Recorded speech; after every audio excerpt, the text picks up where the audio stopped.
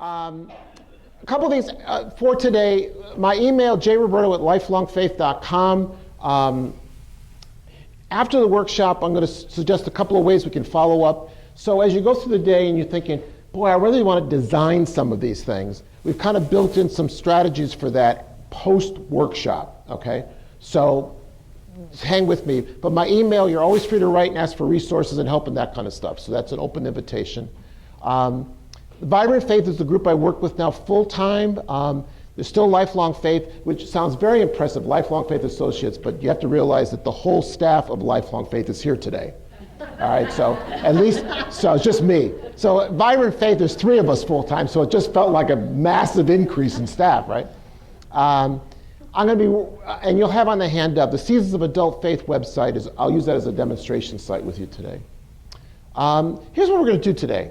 We're going to look at adult learning just kind of briefly. I want to just lay a little bit of a foundation on that. And we want to look at adults today. We will not do a whole thing on adult development, but just some of the contours of adults. You have the Seasons of Adult Faith Formation book. So I'll tell you when the book reports are due. But you can go deeper on each of the 4 seasons of adulthood by just picking the chapter in the book you want to go deeper on. So I won't go all through that today, but I want to hit some contours of the 4 seasons of adulthood: young adults, midlife, mature, and older adults. It used to be you talk about adults, right? And so what's happened is as the life cycle has gotten elongated, we talk now about the different seasons. It used to be young adults and then there was old people, right? And so that's why young adults kept on moving into the 40s. You know, like the people I used to work with, as they moved out of the 30s, you know, and they were in youth ministry, so young adult kept on getting older. Now mid-40s, I kept on saying it's the age of the presenter. That's how old young adulthood goes. Now that we've got these 4 seasons of adulthood, it's a lot more nuanced, okay? But remember, we're talking about a 10-decade society. People living well into their 90s and into their hundreds.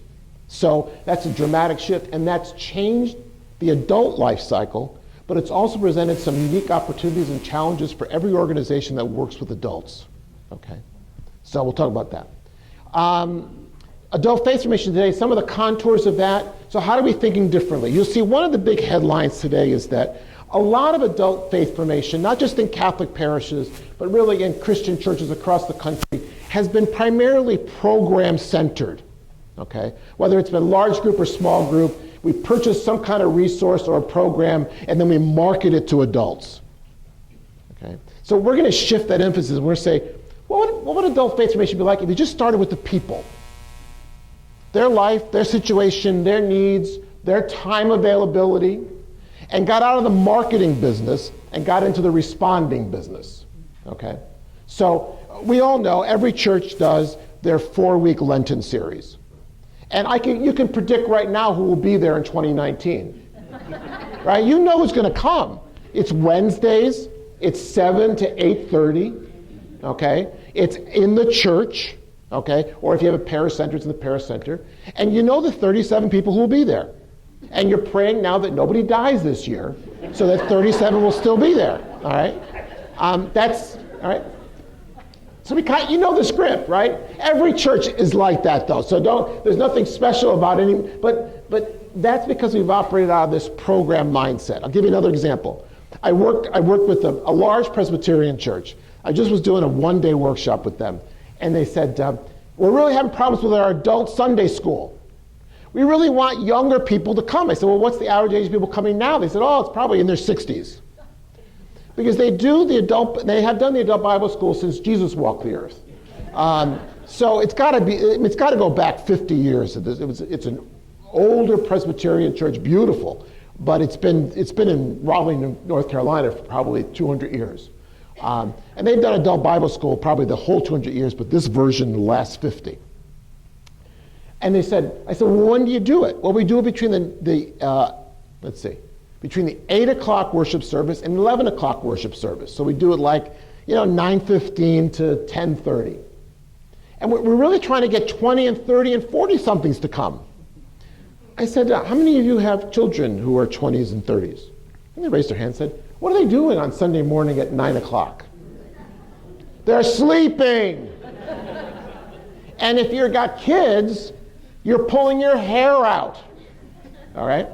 I said, what if you did Sunday morning Bible study on Wednesday night or Friday night? Oh. It was just that, then it wouldn't be Sunday adult Bible study. No, it would not be. But you can't, like we want, not only want our cake, we want to buy the bakery as well with it. So we want more people there on Sunday. I said, and what's the chance that if you were a 26-year-old and you happen to come and you looked out and thought this was an ARP meeting, that you would walk in? Silence in the room. All right. So keep doing the adult Bible study, but know who you're doing it for. And so now start with the people you want to reach and ask, how do we engage them in Bible study? What kind of Bible study? What are the needs that we can answer through the scriptures? So just turn around. Don't market the program. Respond to the people. And if you start that people-centeredness, so whether you're talking about young adults, midlife, mature or older, whether you're talking about them as parents or grandparents or great-grandparents, just start with the people and move to our response. Okay?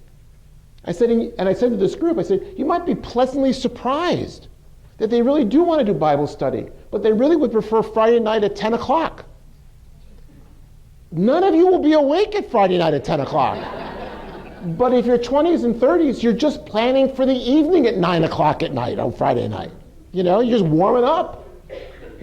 So what if it was in a setting where you had some, maybe wine and cheese, or maybe just some coffee, and it was different. Maybe it wasn't at church. Maybe it was at the local cafe or Starbucks, or you took over a pub. Maybe not Friday night, but Tuesday night.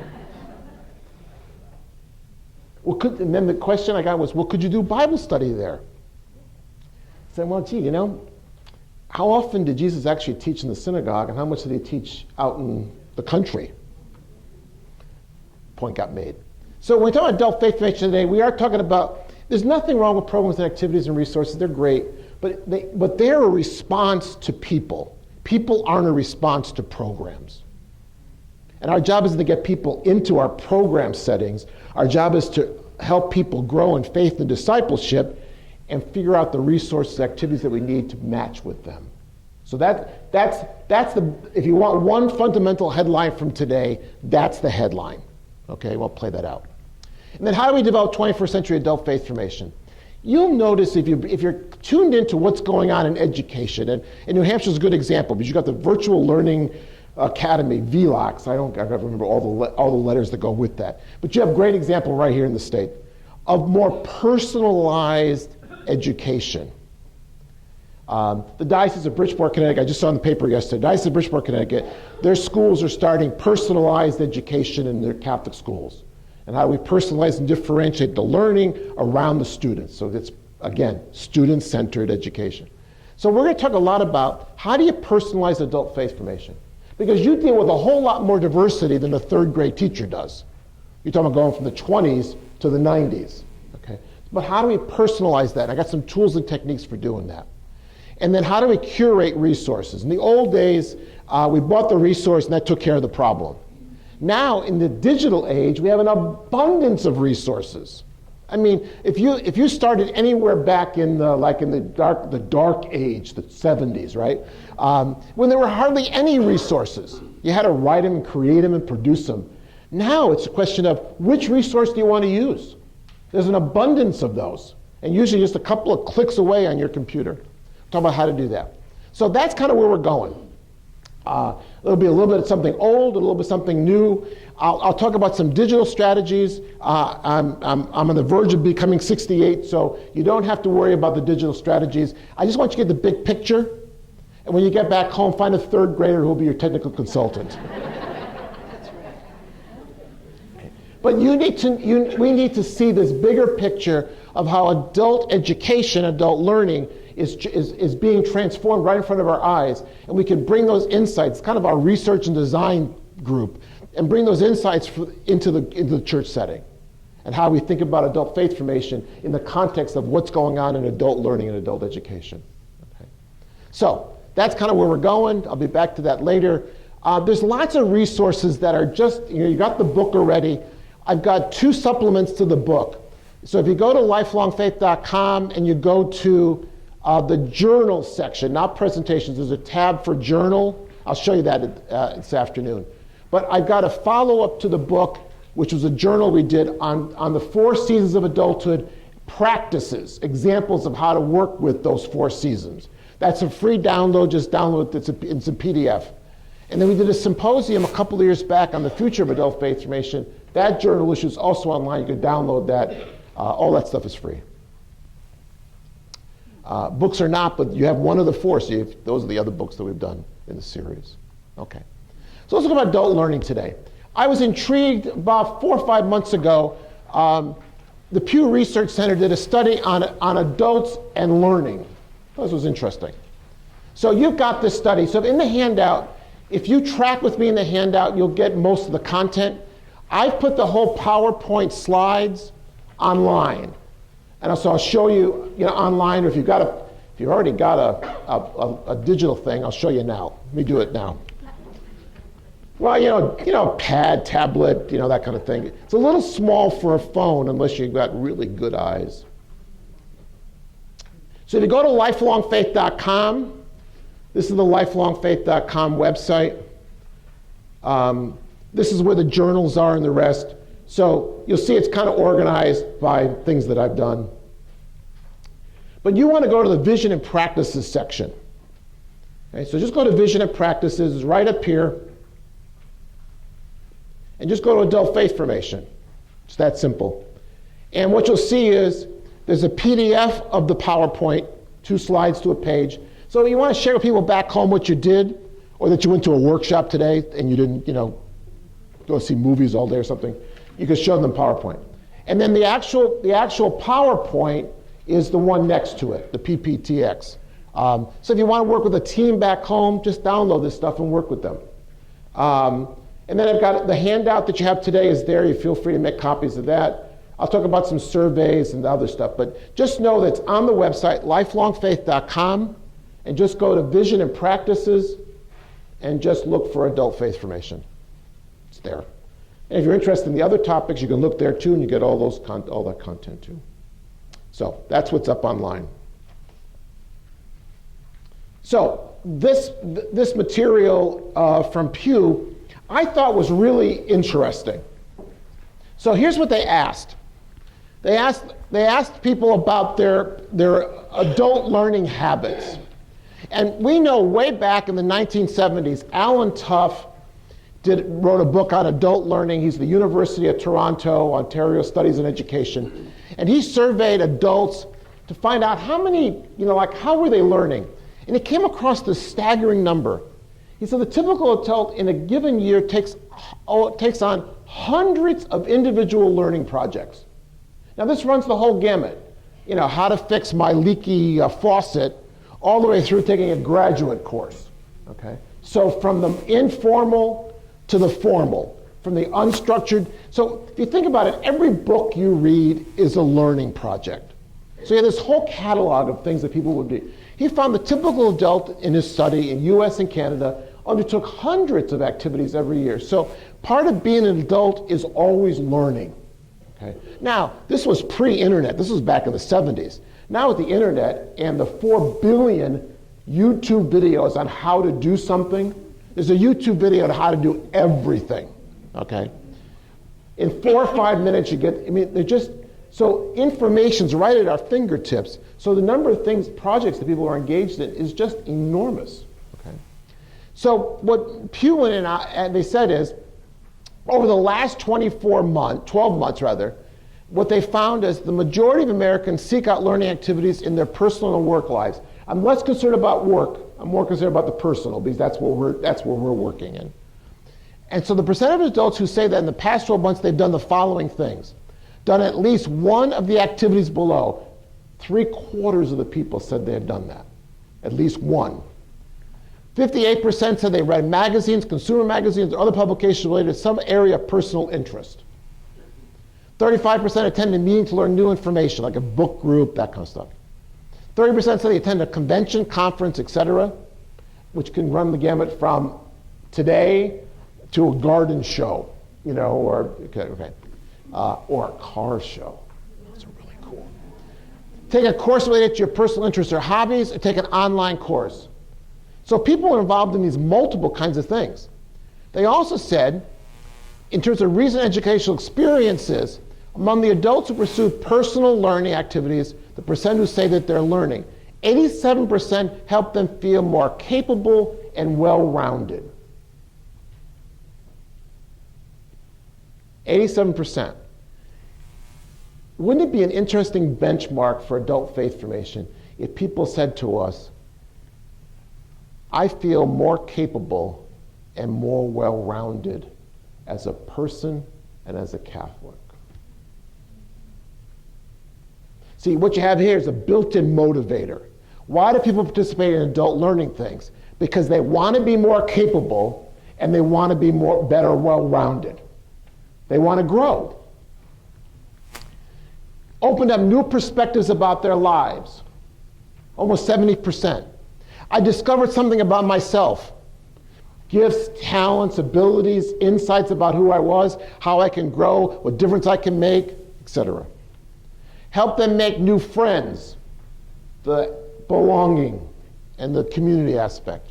Made them feel more connected to their local community. I got more engaged and more connected to people. And these are all above 50%. These are really high. Prompted them to get more involved in career opportunities. Opened up new perspectives for their life in terms of career. So that got me thinking about motivation. So what motivates people? I know we spend a lot of time trying to promote stuff, and I think sometimes there's a missing link, and that's the motivation piece. How do we tap into people's motivation? And I know parishes say all the time, adults just don't want to come out to stuff, And parents, parents are just terrible people. They never come to our stuff. You see the measurement tool? It's our stuff. So we figured out what the stuff should be, and our goal is to get you to drop everything in your life to be there at the time we're free to offer it.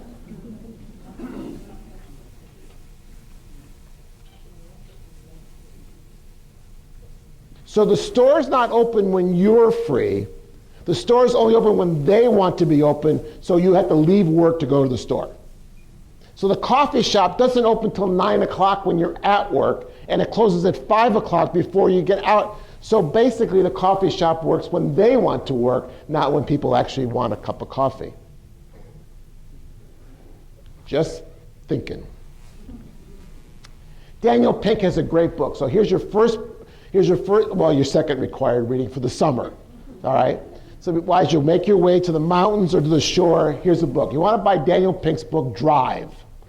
It's not a new book, but the insights are new, okay? I'm guessing, this has got to be 7 or 8 years old. Daniel Pink is a great writer, by the way. And his book is called Drive, and it's about motivation. So he does consulting and training and conferences and the rest for corporations and businesses and nonprofits. And he tries to get at, so what is it about motivation? How do we motivate people? And everybody knows Motivation 2.0. Motivation 2.0 is carrots and sticks. So if you bring your child for this whole year, we'll give you a first Eucharist at the end. If you make sure you get to all these required meetings, you're going to receive this. And not that this happens in the diocese, but at other places I've been, there's some truth, all right? So, what Pink says, Motivation 2.0 worked great in an industrial era. Produce this much stuff, you get a paycheck. He said, but when you move to an era that we now live in, Motivation 3.0 is what reflects what really drives people. Now here's the difference. Motivation 1.0 and 2.0 was externally driven. So the motivation to do something is external. The shift in Motivation 3.0 is the drive is internal. In reality, you really only do things that are internally driven. Yeah, you will perform things that are externally driven, and you'll grouse about it constantly. Because you don't live in that externally driven world anymore. We live in an internally motivated world. So how do we tap into people's internal motivations? And if you could tap into people's internal motivations, we might be able to respond to them in terms of helping them grow in faith and discipleship. But it can't be our motivation. It's got to be theirs. This is a huge shift. Okay. What he says, Motivation 3.0 presumes that humans have a third drive to learn, to create, and to better the world. Motivation 3.0 has three essential elements. Autonomy, which is the desire to direct our own lives with autonomy over task, what they do, time, when they do it, team, who they do it with, and technique, how they do it. Mastery, the urge to get better and better at something that matters, to be engaged in deliberate, to be engaged in deliberate practice to produce mastery. And purpose, the yearning to do what we do in the service of something larger than ourselves. This is in our wheelhouse. I mean, this is us, this third one. To seek purpose, a cause greater and more enduring than ourselves. Pink says the secret to high performance and satisfaction at work, at school, at home is the deeply human need to direct our own lives, to learn and create new things, and to do better by ourselves in our world. So the question is, how do you move from a Motivation 2.0 church to a Motivation 3.0 church? To give you an example, when's the last time, as a way to motivate people, you said, the consequence would be going to hell? Now, when I grew up, Mass on Sunday or eternal flames, I went to Mass. But when's the last time you said that and it worked?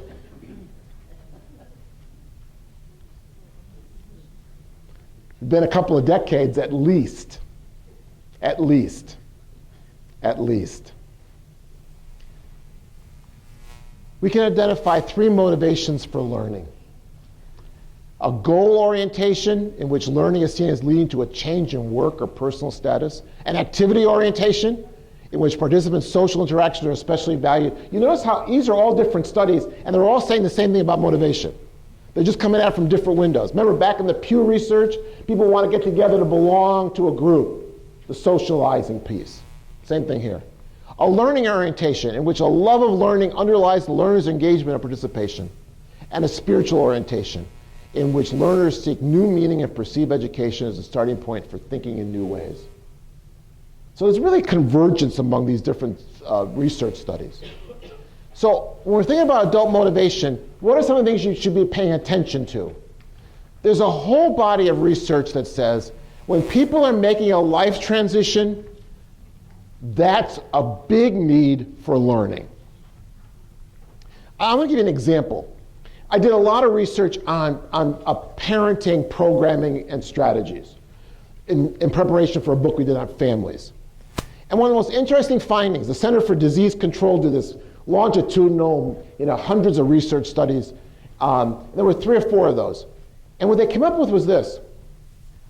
The time to do a parent workshop is before the parent and the family enters the new stage of life. So, for example, when do parents who anticipate adolescence, when's the best time to do a parenting workshop? Before they become adolescents.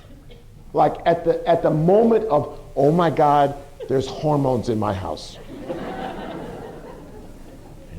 When's the worst time? We're in the middle of adolescence. When's the best time to do parenting an infant? At the very, very beginning stages. Actually, prenatal would be good, but not in the middle of. When's the best time to get ready to have an older child going to school? Before the child goes to school. When's the best time to talk about parenting a young adult? At graduation from high school. In other words, the windows of the life transition. So that's what number 1 is. What's the life transition pieces And there's lots of them from 18 to 100. I mean, think about the life transition of full-time work into, you can't really call it retirement, but leaving behind full-time work into what I'll call this multifaceted, work a little, grandparent a little, vacation a little, get involved in the community a little, and if the church has something to do, get involved in the church. And it's that multifaceted kind of life in their 60s and 70s and 80s, okay? So, but how do you mark the transition that, oh my God, the structure I used to have for like 40 years ended or is ending? So who walks through that transition with people? Almost nobody. That life transition is huge. Okay? So, and so when we're thinking about this, raising children, aging parents, financial matters, job changes, divorce, they're huge transitions. Some are predictable across the stages of life, and some are unpredictable. But each of them is a huge opportunity, and it comes with built-in motivation. I know this is coming. Like, when's the best time to go to a financial planning seminar? Not after you retire. You know, if you get lucky, you get it 10 or 20 years earlier. Now, too early, you say, I'm going to live forever, I don't need this. Okay? But after the last one goes to college and you look at your husband or wife and you say, it's just me and you. Now what? It's a good time for planning, okay? Now the young adults will be back because, 2/3 of all the young adults are back home, visiting for a while until you actually change the locks on the doors and send them out. But, so it's those transitions that are really, really important. And if we tuned in a little bit more to that, we'd have all these built-in motivators for us that we can connect with people. Addressing life stage needs, but that's kind of self-evident. Experience a gap between my current understanding, skill, performance, and the desired level. So if you can help me kind of diagnose and discern, this is where I am in my religious, spiritual journey, but this is where I could be. The gap, nobody likes gaps, because no adult wants to feel what? Incompetent. So you want to close those gaps. That's why the worst adult parent workshops start with, here's all the things you're doing wrong as a parent. Well, you might as well just have a coffee break and then end the workshop. because they're not, that's it. But if you start with, what are the assets you bring? What's the resilience that you bring as a parent? And how do we help strengthen those and give you some new skills for your toolkit? But the workshop that starts out with, look, you don't believe in God, you don't do this stuff, you don't bring your kids to Mass, this is why we're doing this workshop. You might as well just say, you can leave now. Because everybody has stopped listening. Parenting's hard enough. I don't need you to tell me that I'm not doing it right. Appeal to personal and spiritual growth. We don't do a good enough job of kind of positioning what we're offering so that people can connect it to their life. What benefit is it for people?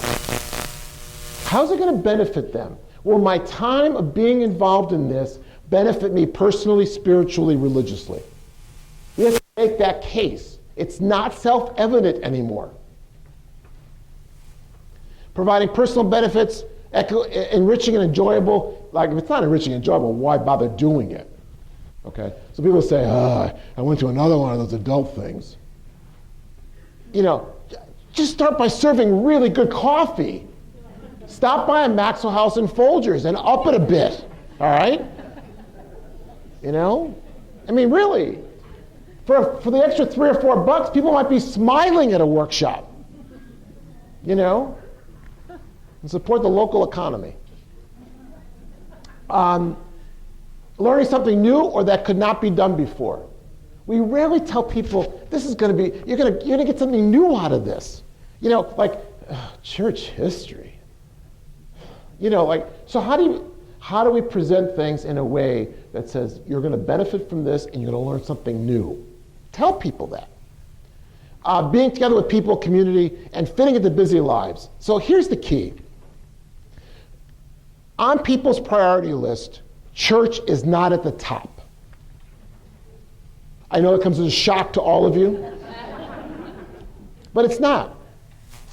Even among the most actively engaged, church, involvement in church, engagement in church community is part of a mix of a much more complex life than 10, 20, 30, 40, and 50 years ago. I mean, the church I grew up in, the parish, Holy Rosary Parish, the east side of Bridgeport, was the center of the community. My Italian Monsignor knew everybody, and nothing happened in that neighborhood that he didn't know about before it happened.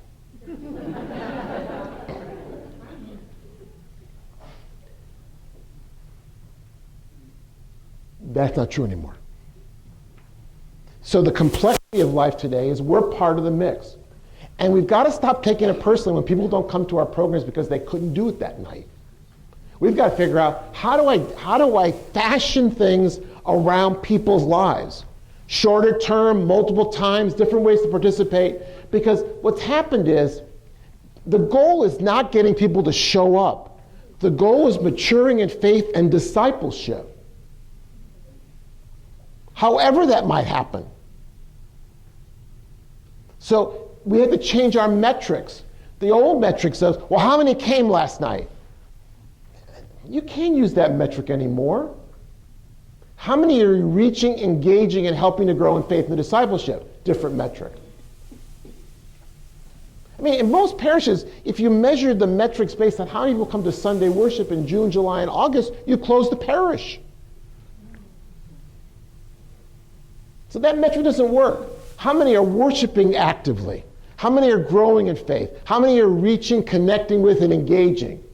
How many platforms are you putting the same program on so people have different ways to access it?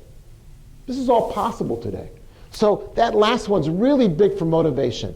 I can fit it into my life. I don't have to change my life to fit to the church's schedule. Does that make sense? And this is doable without you doing 47 different programs. We're just going to do one program in multiple formats. You now have the technology and the resources to make that possible. Don't stop doing things that gather people. Just don't only do things that gather people at church.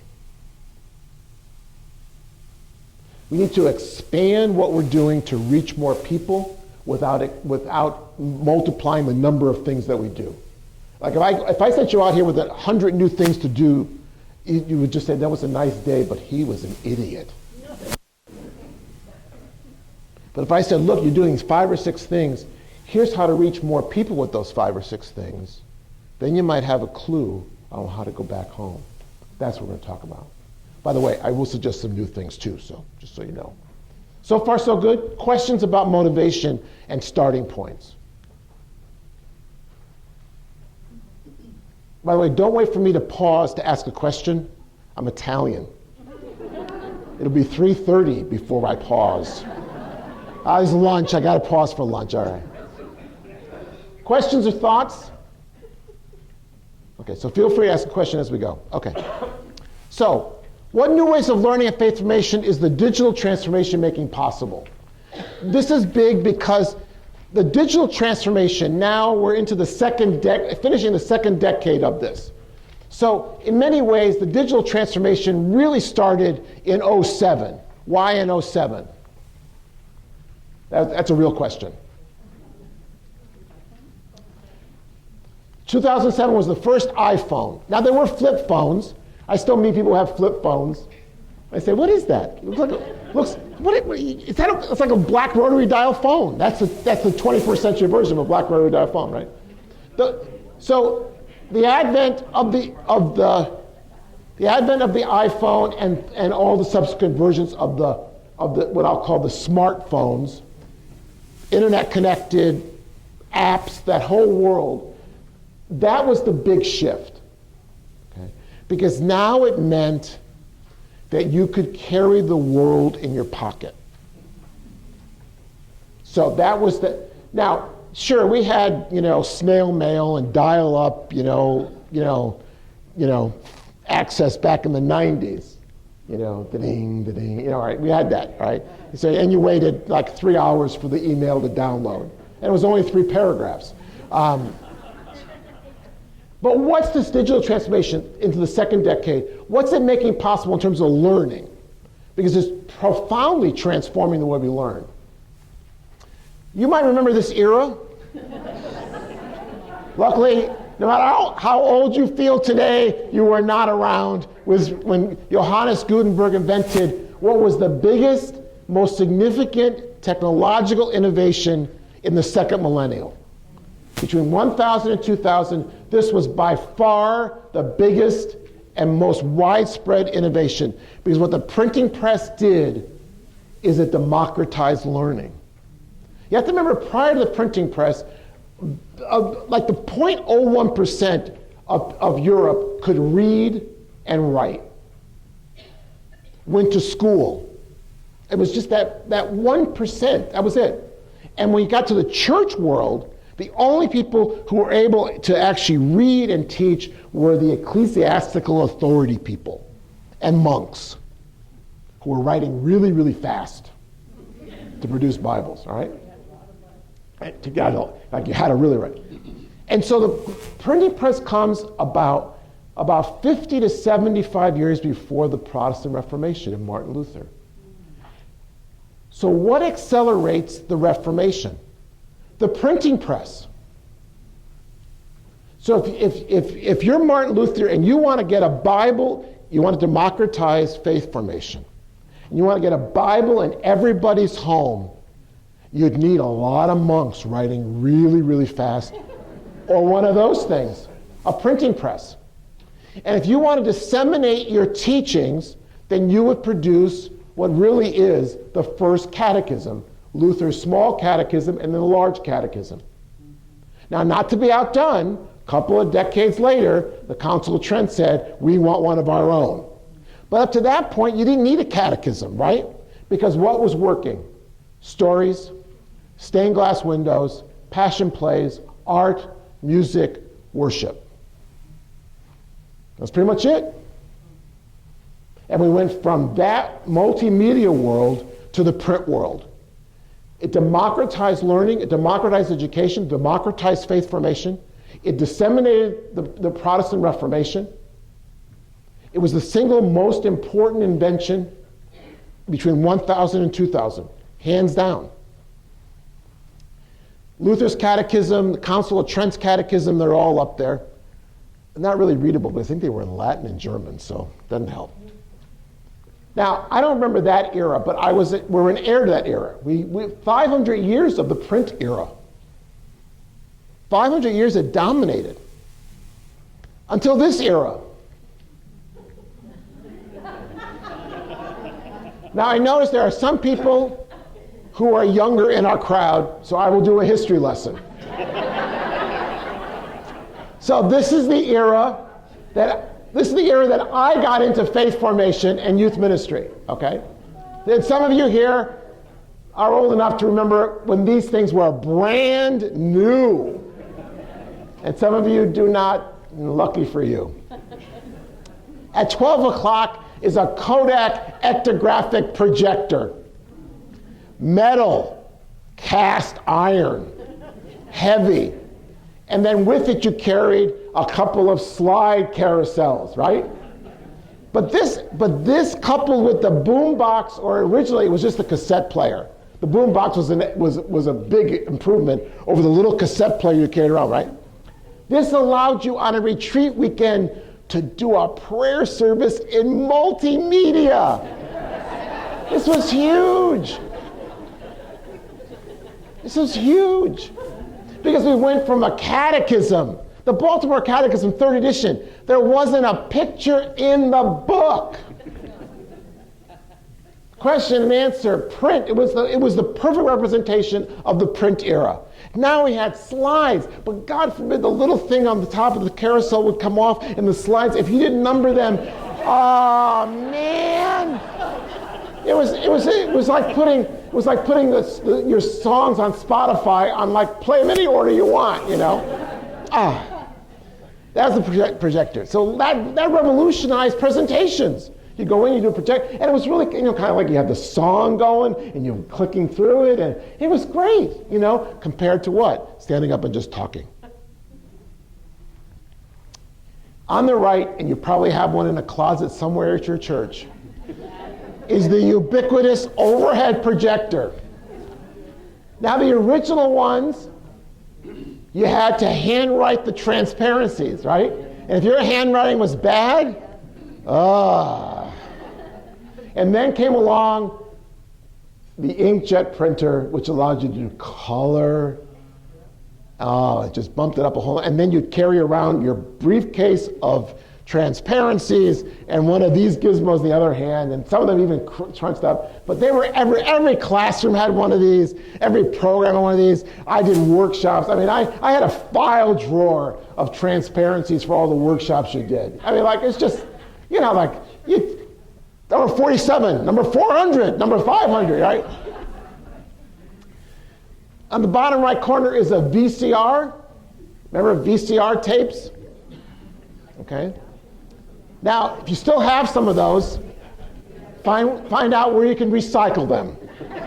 I was working with a diocese that were redoing their media center, and they said, we got this great wall, and they had all the classics, of catechetical videos, right? All in VCR. I said, what can we do with these videos? And I said, you see that dumpster out there?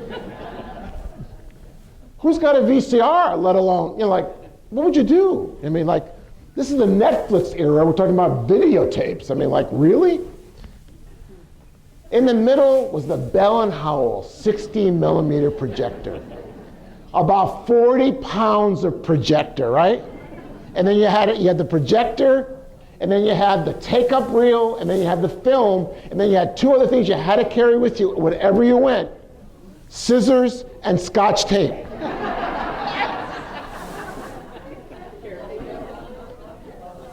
Because it was going to break halfway through. You had to stop, take a popcorn break, put the tape back. Right, okay. Boom box, and then every classroom had a film strip projector. Beep, beep.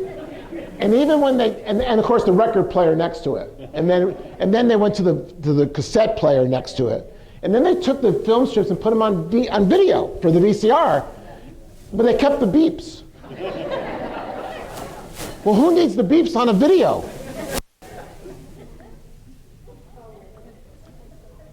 We look back in this era and we kind of chuckle. This was a huge advance. This was a huge advance over what? The sisters, and that's what my CCD classes was, the sisters drilling you on question number 47, answer 47. Question 48, answer 48. And we did 15 questions a week. And that was every year. We started with question 1 and went to 150.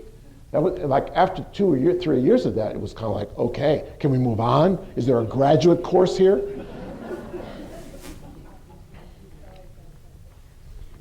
This is the 2000s. Smartboards, tablets, iPhones, bottom left corner, visual reality. They have a VR program on a tour of the Holy Land. Almost like a walk with Jesus through the Holy Land. It's going to that's transformative, but I'm not going to live to see all that. And the Amazon Echo. And there's a Google Play, and then there's the Apple's, whatever Apple's thing is. No, it's the Apple Gizmo, whatever the instrument is. Amazon Echo will do Liturgy of the Hours with you in the morning if you'd like. It will give you the scripture from the bishop's conference of that day if you'd like. It will pray with you. It will read scripture text to you. It will do all those things. You simply say, Alexa, read John chapter 12.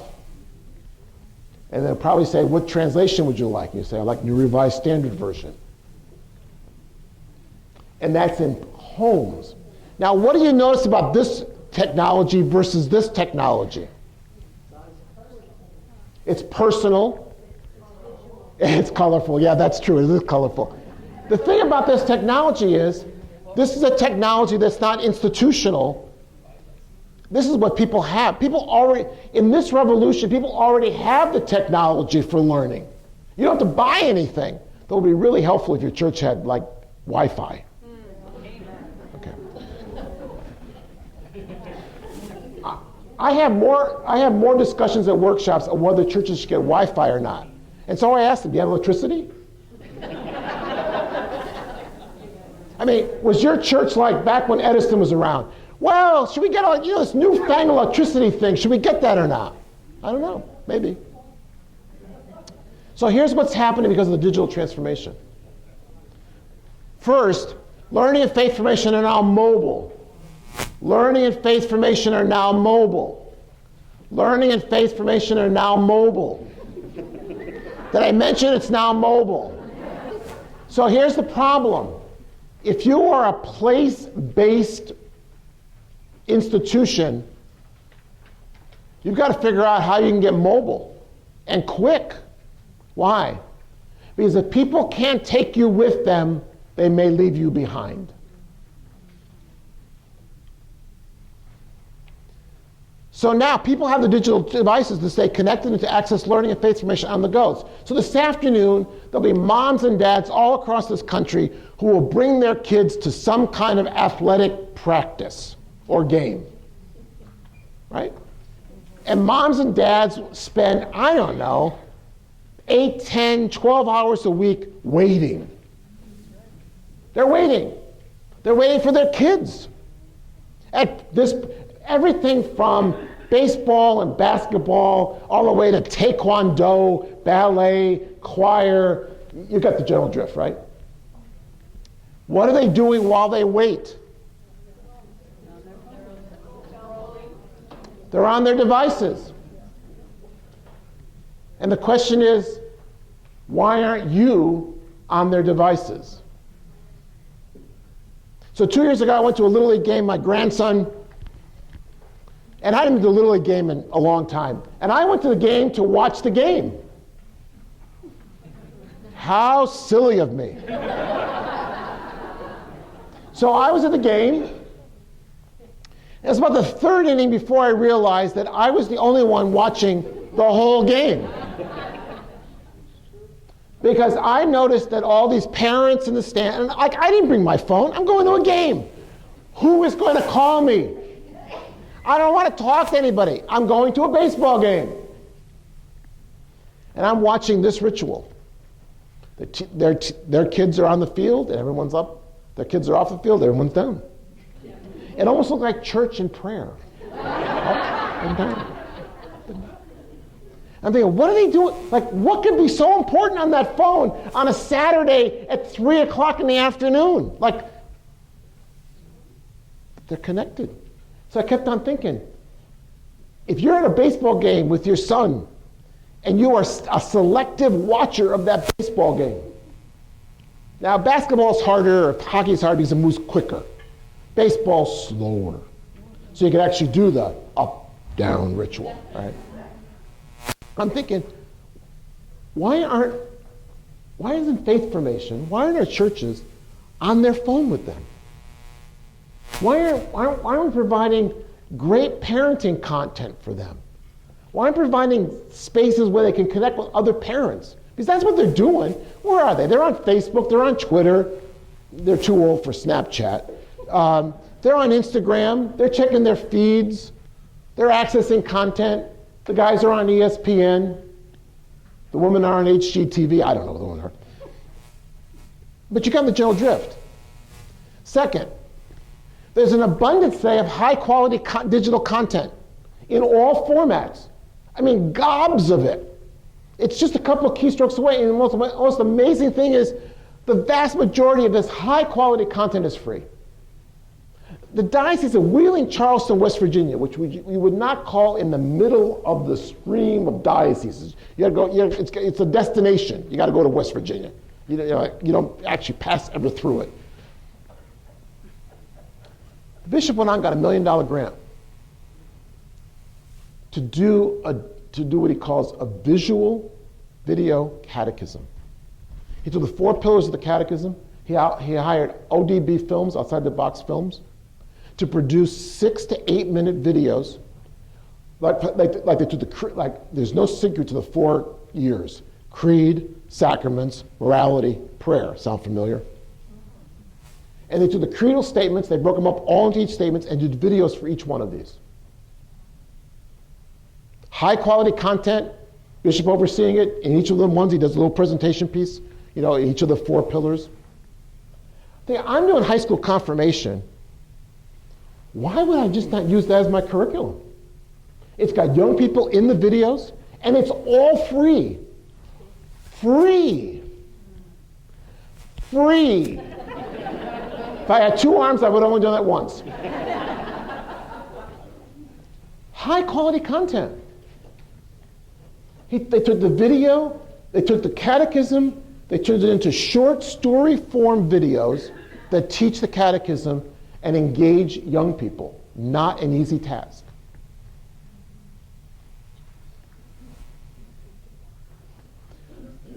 Third, new digital media and learning methods mean we can provide multiple ways to learn and grow. So there's lots of different ways to learn and grow. And you don't have to worry about doing multiple programs. We have digital formats for doing other ways to learn. So we can have a gathered Bible study, but you can also have scattered Bible studies. Digital media online activities, especially videos, mean you can develop content in smaller units. You've noticed people's time commitments have shrunk. Remember, if you started way back when, the typical YouTube video, when YouTube started, was about 15 minutes. Now it's 3 to 4 minutes. 5 is really good. My granddaughter and I, my 6-year-old granddaughter and I, watch this great, it's on Netflix, but it's called Masha and the Bear, cartoons. So if you're a grandparent, you probably have come across Masha and the Bear. Very interesting the way to do it. Each video program is 20 minutes long, but there's 3 videos inside the 20 minutes. There's 3 stories in there, all lasting about what? 6 minutes. When you start looking at length of things, you're going to find something really interesting, how we're talking about more micro-learning, connected micro-learning, as opposed to one long-term learning. That's changed. We need a faith formation website. Not your church website. We'll talk more about this later. Your church website is where the bulletin goes to die.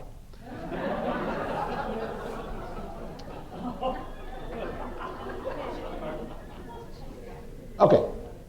A faith formation website can serve as an online learning center. It's a portal to activities and resources and a connecting point for people. A lot more about that as we go through the day. And then lastly, we've now got all these wonderful online classrooms. If you've never been to VLACS, go to the website, VLACS, which is New Hampshire Online Learning School. Okay. Some, 12,000 students. Is that an org or a com? Oh, just put those letters into Google and you'll get there, yeah. I think it is an org though, Yeah, org, thank you. So we've got Edmodo, Schoology, Google Classroom. Edmodo is free for the teacher, so is Google Classroom. That provides safe spaces for young people, parents, and adult leaders to engage in faith-forming experiences. This is a game changer if we allow it to change the game. So how will we use the digital transformation to our benefit? Not how we will fit ourselves to it. How we'll use these technologies towards our ends of adult faith growth and discipleship. I think it's a game changer. And it also means that it's not about money.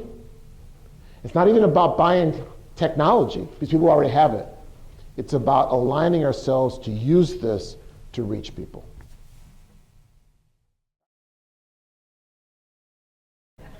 Let's turn our attention from adults learning today to adults. Okay? And I'm not going to go through all the details on each of the stages, but I want to highlight a couple of things. So here's what we know. We've got 4 distinct seasons. I don't want to call them life stages because that gets us into the developmental world. But 4 seasons. In the handout, I hope I have the handout has descriptions. So you've got all the content that's on the slides, which might be helpful later in the day. So here's the 4 big seasons. Young adults, 20s and 30s. We're in this very interesting time in which the ages correspond to generational profiles. So 20 and 30 somethings are millennials. You hear a lot about them because they're leaving churches. That's why you hear a lot about them. And because you're housing them at home. So young adults, 20s and 30s, we're talking about people who are single, married, and married with children. And all the variations in those 3. So young adults are not a monolithic group. You say, we're going to work with young adults. I always say, well, which ones? The singles, the young marrieds, or married couples, or young millennial parents. Now, most of the children in your programs, the 0 to 10-year-olds, have millennial parents, especially the 0 to 7, 8, okay? Their parents are pretty much millennials, okay? Talk more about that in a minute. Midlife adults, 40s to mid-50s, and by and large, they're Gen Xers. Gen Xers were born between 1964, roughly, and 1979. Millennials, 1980 to 99, okay? Now, there was a generation before millennials. I'll get to them in a minute. So those Gen Xers, they're parents of older children and teenagers. They're parents of college-age kids. At the last workshop I did on adult faith formation back a couple of months ago, they're also grandparents. So a lot of you have been in ministry a long time. We think about Gen Xers as young adults. They're not young anymore. So the oldest ones are up. The oldest ones, sorry. This is a terrible shock to people who have always thought of themselves young adults, and now they're in midlife. You know, like the biggest crisis in midlife they're having is the fact they're not a young adult anymore. So they're Gen Xers. Baby boomers, and you know who you are. You were born between 46 and 60, 64, somewhere in there, and you're in your mid-50s to mid-70s. You are the group that every day 10,000 of you in the United States turn 65 and get a Medicare card. 10,000 every day. 10,000 every day.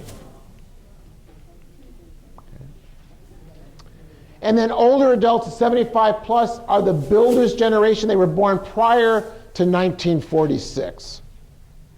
They're the generation that built the institutions that undergird modern day society. At least for a while. So young adults, midlife, mature and older. The generation before this, the 5th generation, are called Gen Z or iGen, and they're everybody from 0 to 18. The first ones of those will go to college in the fall. We're still catching up with millennials, and in your midst are all these Gen Z kids who have no idea there was an analog world before the current one. They are all heirs to the digital transformation. And they are about as different from their millennial older brothers and sisters as millennials are from boomers.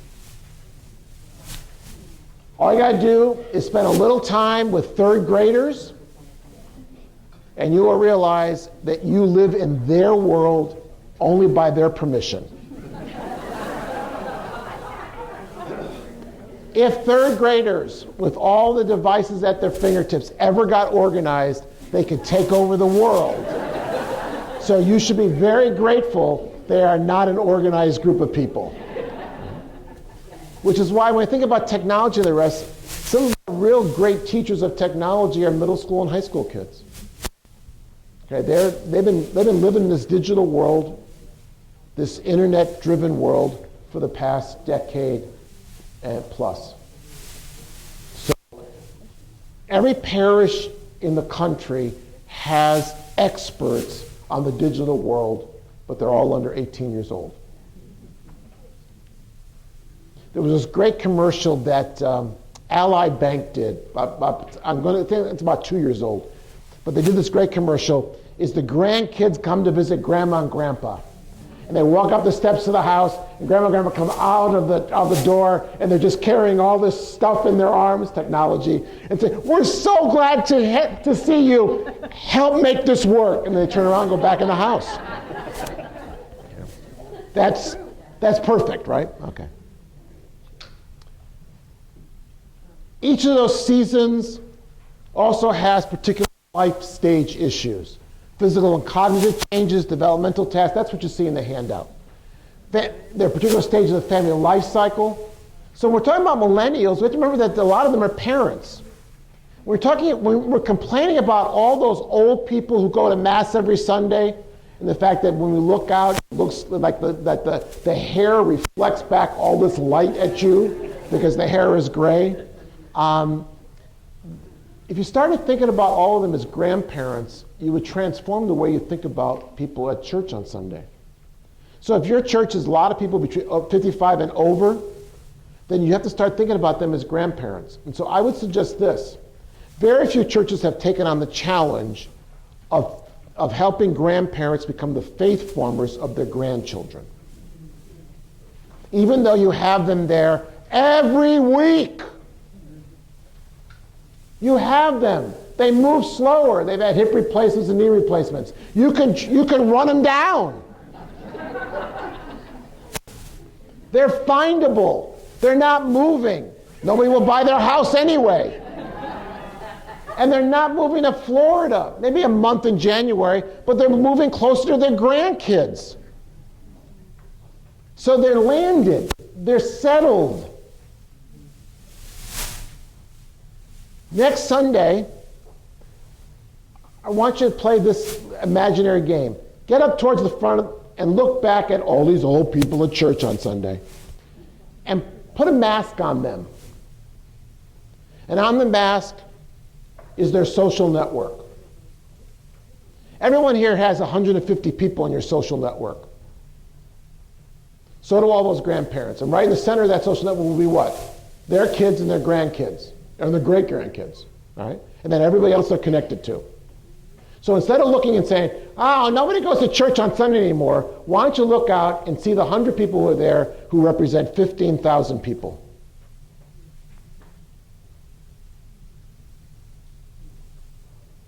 Who represent their kids and their grandkids. And say, what's the opportunity looking at us every Sunday morning? How do we help grandparents who may have realized that their own kids are now pagans,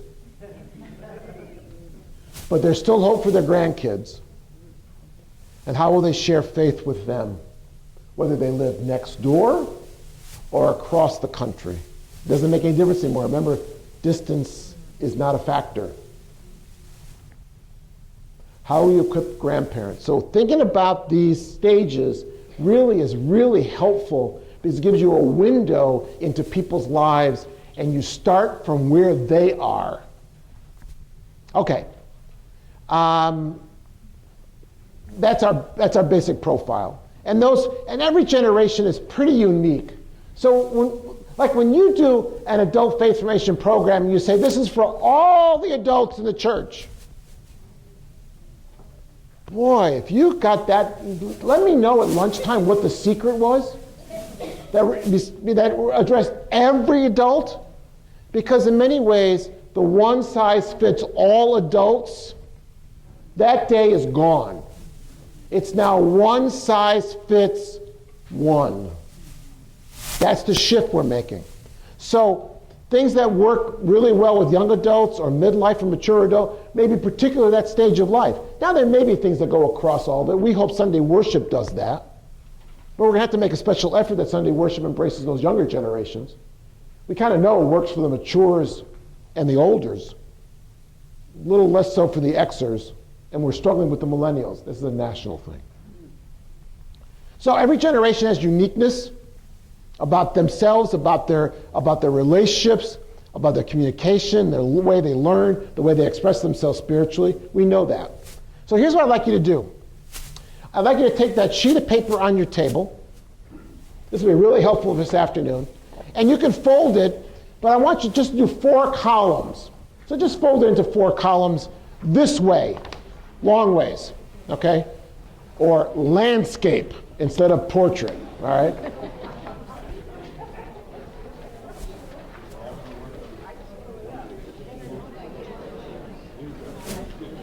Get a record, if you have a parish team, get a recorder who writes well. If you need paper, let us know. Mary Jane has more paper. Every parish needs one sheet.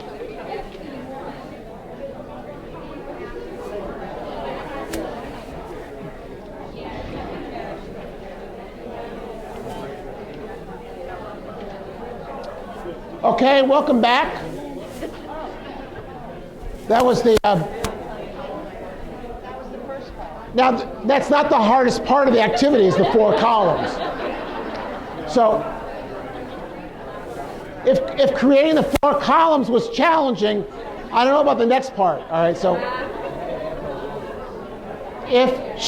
welcome back. If you need some extra space, we've got some room at this table. You're more than welcome to sit here. What I'd like you to do is this. As you probably guessed, the 4 columns are for each of the 4 seasons. So here's what I'd like you to do. When you think about adult faith-forming experiences at your church, what are things that you're doing with the 20-30s? And remember, now you're thinking about 20 and 30s, and you're thinking about the single young adult. 20s and 30s are single, married, and married with children. So I want you to think bigger about that, okay? So, listen up. What are things particular to young adults? Put it in that first column and just, identify each column. Midlife, mature, and older. Some things will go across multiple columns. Just simply draw a line across the columns. Don't keep on repeating it. Drop it in the first column and just draw a line across the other ones. So you say Sunday worship. Let's say it was the first thing you put there. You simply put Sunday worship, you draw a line across all 4. Okay? So, for the next 5 minutes, maybe 10 if you need it, identify when I said faith-forming experiences or activities, I don't mean only programs. So worship is not a program, it's a ministry. Engaging people in service in the community is not necessarily a program. All right, so don't think about just the traditional adult faith formation program. Faith-forming, faith-living experiences at your church that engage adults, okay? So think big about that. But bingo is not one of those. Okay, take 5 minutes. So that gives us a snapshot, and we'll be able to work with that snapshot for the rest of the day. So number 1 insight is we want to start thinking about these 4 seasons of adulthood, each with their own distinctiveness. Okay. Now, it doesn't mean we can't do programs that address multiple seasons, but I'm going to keep on mentioning how we target the seasons of adulthood. So what are things that we do specifically for young adults, midlife, mature, older? Now, we might say, well, this particular response we're making, whatever it might be, will appeal to multiple stages. But to start thinking, which season are we addressing in adulthood, and how are we engaging that? And so, like at Sunday worship, the challenge of Sunday worship is how do I engage the multiple seasons of adulthood? Not how do I target Sunday worship, but how do I make sure I'm engaging from young adults all the way through older adults? So that's a different kind of challenge than saying, well, I want to do something specifically for midlife adults who are parents. Okay? Then I target that audience. So I kind of want to move you from this wide strategy of let's talk about adults as adults to a more nuanced, how do I think about particular stages, seasons, and the particular needs of those seasons that I can target. Because the technologies change as you move from young adults to older adults, okay? Which does not mean that older adults don't have access to technology. They do. It's called Christmas. So Christmas gifts is the grandkids giving grandma and grandpa the latest iPad and the rest. And so the churches that are really creative will do 3 weeks after that, they will do App Sunday. So it's not Saint App, but it's App Sunday, in which the middle school and high school kids sit across from the tables like a little laboratory and teach grandmas and grandpas how to use their technology. So it turns a need into what? An intergenerational experience. Now the nice thing is, these great teachers, middle school and high school kids, are teaching them about the apps, but of course the conversation is going to go the other way. And what are the mature generation, the older generation going to be talking about? They're going to be sharing stories back and forth. And now every older adult in the community has a lifeline in the middle school and high school kids when they have a question about technology and you've started building an intergenerational relationship. So everybody's got technology. They might use it differently. And by the way, paper is a technology. Print is a technology. Doesn't mean we have to stop doing the bulletin and that kind of stuff. It just means we need to do more than just the bulletin. And we certainly need to do something that the website is simply not the bulletin online. Because if they don't read it when you put it in their hands, the chance they're going to go online to read it goes down dramatically. Okay, we can do a lot better digitally. I'll show you some examples. Okay, so now you got the seasons piece. Now we'll add another wrinkle. All adults are not at the same point in their religious and spiritual journey, just like they're not in the same part in terms of their life stage. I think I've offered descriptions in the handout of these stages. Yes. So here's your church in one slide. I love that, all right? Your church in a slide, all right? So you know the people in red? They're the actives, they're engaged. These are people, faith animates their life. These are the people who will give you money to fix the roof. That's how much they love you. There's nothing less sexy than taking a collection to fix the roof. I mean, in terms of like improvements, it's kind of the bottom of the list, isn't it? Right. But they're invested. The actives in a Catholic parish tend to skew older. The most actives tend to be 50 plus, 55 plus, 60 plus, the most active. Okay. And it decreases a bit as you move through the midlife and to the young adults. Okay. So in red, a lot of our, not your churches, but other churches I know, a lot of their programming is directed towards the people in red. Okay.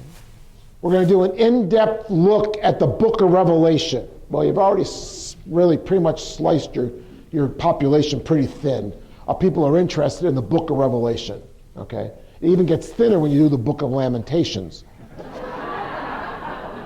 Or my favorite, where you can do an algebra class and a Bible study by looking at the book of Numbers. All right?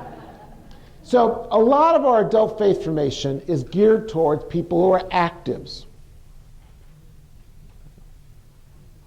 Just file that away for a moment. The people in purple are your biggest group. And this is when it's lucky to be a Catholic parish, not a, Southern Baptist parish, for this reason. The occasionals, they touch base with us anywhere from 6 to 10 times a year. Christmas, Easter, Ash Wednesday, that's 3. Okay? They might come to Palm Sunday if you kind of really go through the Passion quickly. If it takes forever, they're probably going to bypass Palm Sunday too. It just goes on, and then he dies at the end. What a downer. Parish picnic if it's free. Fish fry Fridays. Not the Stations of the Cross after it, just the meal. These are parents who figured out how to beam their children into class and beam them out and bypass the Sunday masses that surround them. Okay. But they come. So this is a case of don't Don't kick a half-empty glass over, all right? So, but you have touch points with them.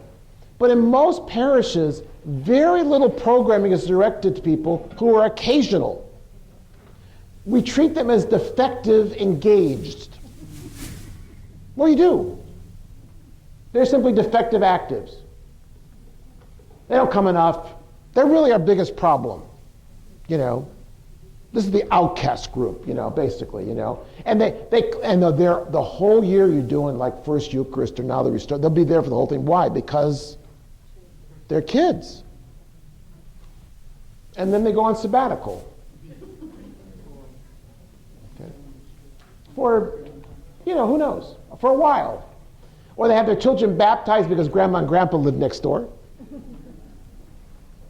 And they threaten that they'll pour water on them if they don't get their kids baptized. I've heard those stories. Those are really good stories. You'll have baptism, won't you? Or I will pour the water on in the bathroom, in the tub, We'll do a full body immersion.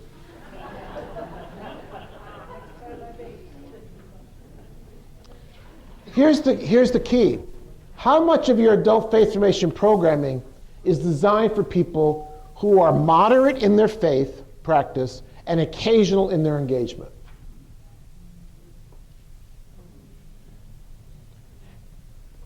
An 8-week Bible study is not going to work. So I always chuckle when people say, we're doing like any version of the Renew programs, 3 years, 6 weeks, small groups, twice a year. And we're gonna evangelize people who are just not, I'm thinking, you want somebody to go from kindergarten to a PhD program. I mean, if they come 6 times a year, what's the chance you're going to get them for 6 weeks in a row? Twice a year for 3 years. It's a lifetime commitment. 3 years. So who do you get for the spiritual renewal programs? The people who are already renewed. You get actives. That's who participates. Who else will give you that much time? So even things that we thought would be on-ramps for, we're going to do the Renew program and renew our parish. Yes, it's faith formation for the actives. Because people who are occasional, they may only do 6 weeks, 6 things a year on their schedule, not yours. So how much programming is generated to the occasionals? How do we target them? Now, if you were Amazon.com, pretend for just 30 seconds. By the way, it would be nice to be Amazon.com, wouldn't it? Or at least be Jeff Bezos for at least a minute, and figure out how to count all that money. So on the schema, how many people bought something on Amazon.com? How many have a Prime membership? Look at all. Raise your hands higher. And you're going to pay the $20 increase, right? Absolutely. There's no chance they will ever lose you, right? Because you say to yourself, in 1 month, I get the $119 back. Is it true? I mean, I live up in the northern territories of New Hampshire. That UPS truck or the post office comes up and they bring me the latest thriller I just ordered. Or I use Prime Music, or I use my Prime Video, I watch the TV, right? I think the $119 is a bargain. That's 2 lattes at Starbucks a month.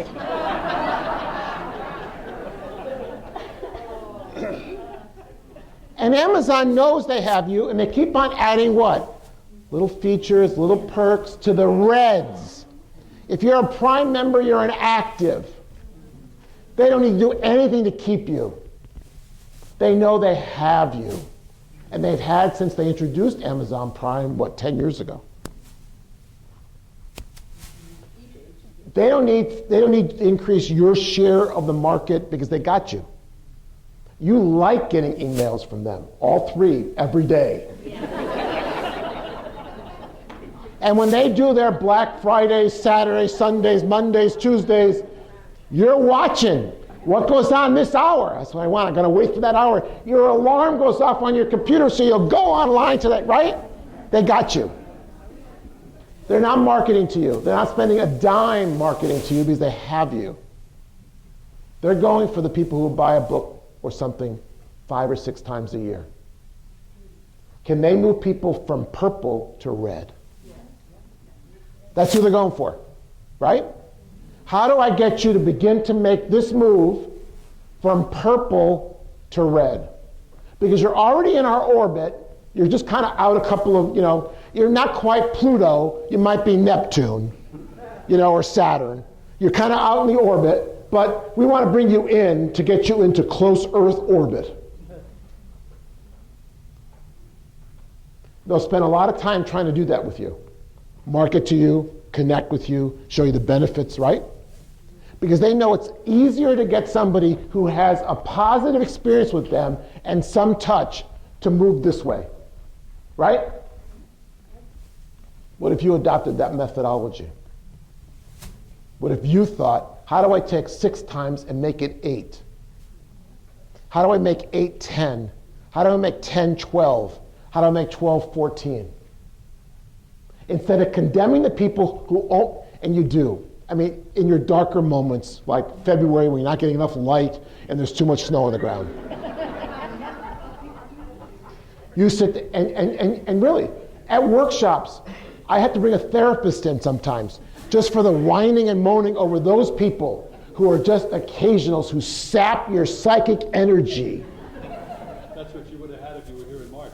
That might have been. But in fact, they're your mission territory. That's your mission territory. I did a program a couple of years back in Worcester for the Lutheran Synod of New England. And the bishop did the first hour. And he kind of profiled trends among parishes, Lutheran parishes in New England. And the first question he got, one of the people said, Bishop, we've talked a lot about, mission territory. Where is this mission territory you're talking about? He got up off his stool and he just walked to the window and he pulled the curtain back and he said, now we're downtown Worcester, so it's a neighborhood, right? Right there, across the street. All those homes, that's your mission territory. You don't have to go any further. You have to go further. Well, I'm taking a page out of his playbook. If my mission territory is occasionals, how do I serve them and engage them better? How do I make their occasional experiences the best in the galaxy? Because you've got me. I'm an active. You've got me. I would like better coffee at meetings, but I might actually bring the coffee that I like to the next meeting, right? But how do I get occasionals to try one thing in adult faith formation? And then maybe a second thing. Not 8 weeks. I mean, God, you're going from 0 to 100 miles an hour. But try this experience, or try this one, or we have something online for you. If you can't make this, try this. It's the parents who say, I can't come Wednesday night. Well, that's the only time we're doing sacramental preparation for fill in the blank. Well, you're a nurse and you work 3 to 11. I mean, you might be good, but you're not as important as my job. Maybe a single mom with 3 kids at home. I don't have $45 for a babysitter. But if I could reach you where you are and say, look, we're streaming tonight's presentation. Tune us in. We're going to record tonight's presentation. Watch it tomorrow and tell us what you thought. We have the technology. Can I get occasionals to have a positive experience that might invite them to what?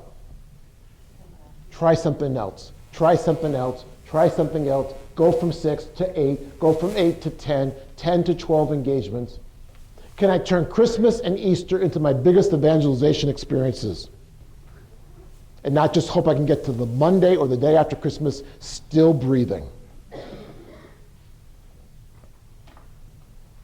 I've been at workshops where people have complained about all the people who come for Christmas and Easter. So exactly what's the problem? So you don't like it when nobody comes in June and July, And now you're unhappy, but they all come, like, what exactly would make you happy besides a spa treatment or something?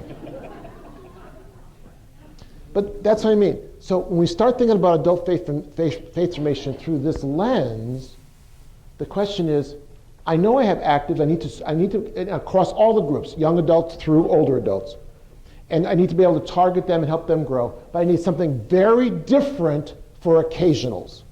Different in content, different in format, different in length, different in delivery system that's targeted to them. By the way, if you're thinking, these are my parents, yes, these are your parents. You have actives and you have occasionals, and they're different. They have different faith needs. Then we have the uninvolved, the spiritual but not religious, and the not spiritual, not religious, unaffiliated. Those are the blue and the green are the fastest growing groups by numbers, but it's pretty generationally specific. These are younger Xers, people in their younger 40s, and people in their 30s and 20s. And it also is people coming up behind them, the Gen Zers, who are less engaged in church life, some of whom faith and spirituality and God are important. That's my blues. But they're not involved in a faith community. So these are people who say, I'm a good Catholic, but I don't go to Mass, I'm not involved in a parish. Okay? That drives you nuts, doesn't it? But they mean it. But they mean it. But they mean it. And they think they are. And they think they are. And they are.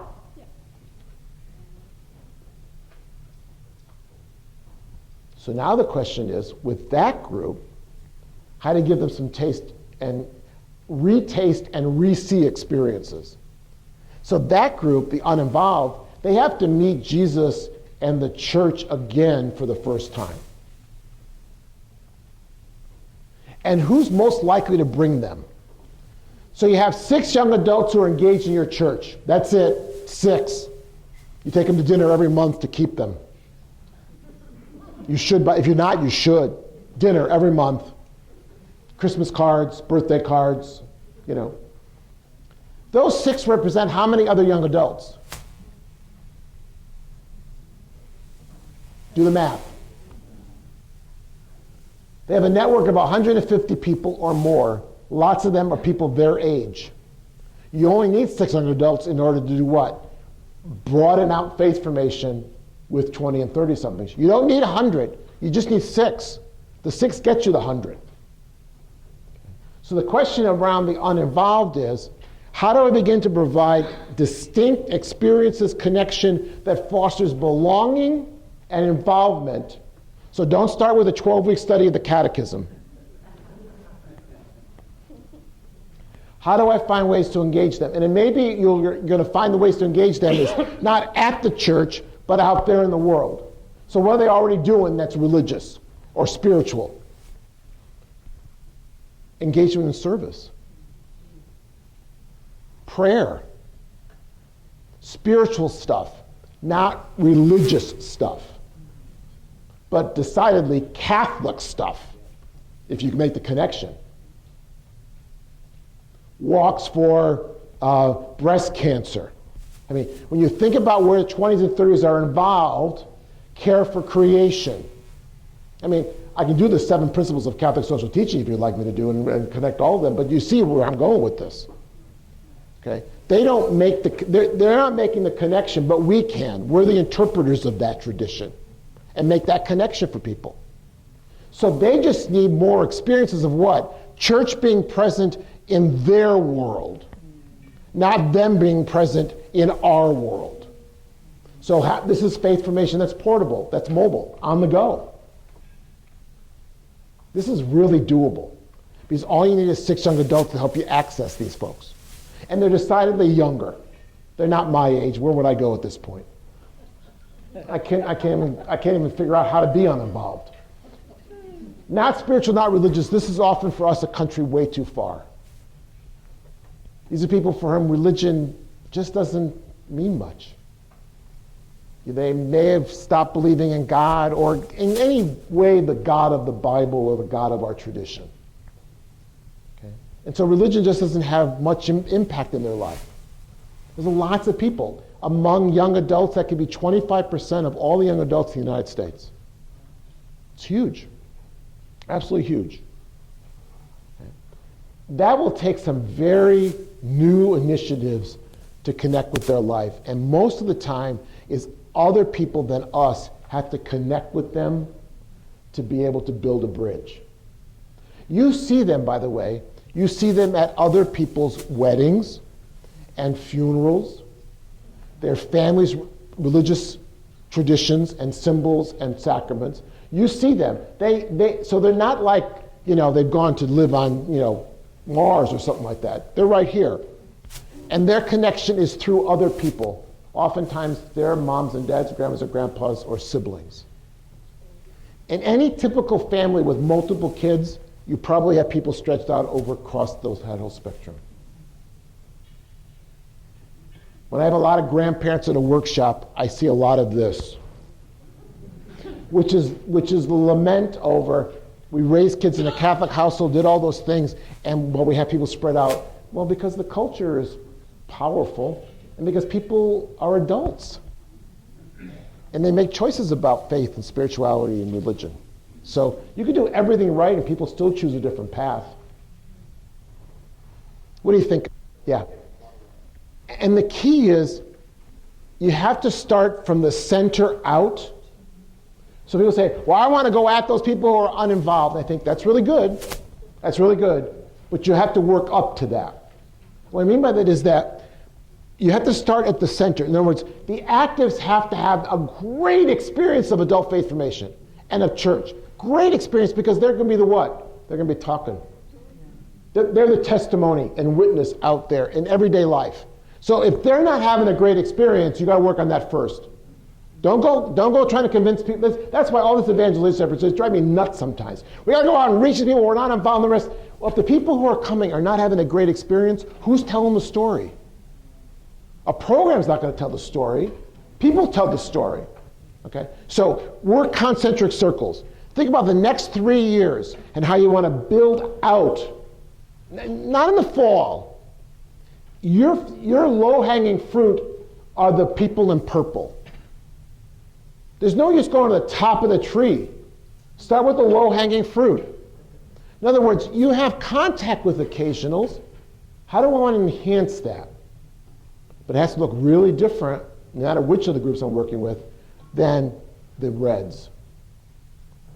And then I want to keep growing out. What's my first foray into working with those who are uninvolved? Everybody's findable today. You know who they are. So it's like the uninvolved. They came and they had their children baptized. And then they go on sabbatical for 6 years.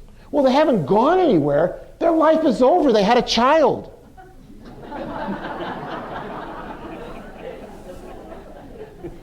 That's it. I mean, they're staying close to home. Okay? So you know where they are, but they're on sabbatical. So they've moved beyond occasional. They've almost moved to uninvolved until the next sacrament comes. Well, you can close that gap. It's simply called family faith formation. Simply called parent faith formation. You can close that gap. They're young. They have all the technology. They're putting daily pictures of the child on their Facebook account. There's videos of their first smile. Okay? They start to crawl. I mean, their Facebook stream is this living, account of their child's growth and of their lack of sleep through this child's growth. My only point is, when you start thinking this way, there's lots of people right there that are in that second ring that you need to enhance and grow on. I just want to make a comment, because you're completely right. And my husband and I, we had our first child, and we went to several churches feeling like, well, we have to keep her quiet, we don't, stay quiet. And he worked a crazy schedule, so just I didn't want to bring her by myself, so you do kind of try it out for a little while. I think an important aspect is really trying to engage those people by maybe having a babysitter on, a woman grandmother that wants to have babies, with her and have them come play with the kids so that the parents can go and focus on, Yeah. have that time where I don't have to worry about Yeah. my child. So this is adult faith formation. What if for every new parents who have their children baptized, they were given a couple from the parish community? And you've got plenty of us. There are lots of grandmas who love to hold babies in your parish who have 40, 50, 60, 70 years of experience, stories, ready to welcome the new parent in. Those people are just there.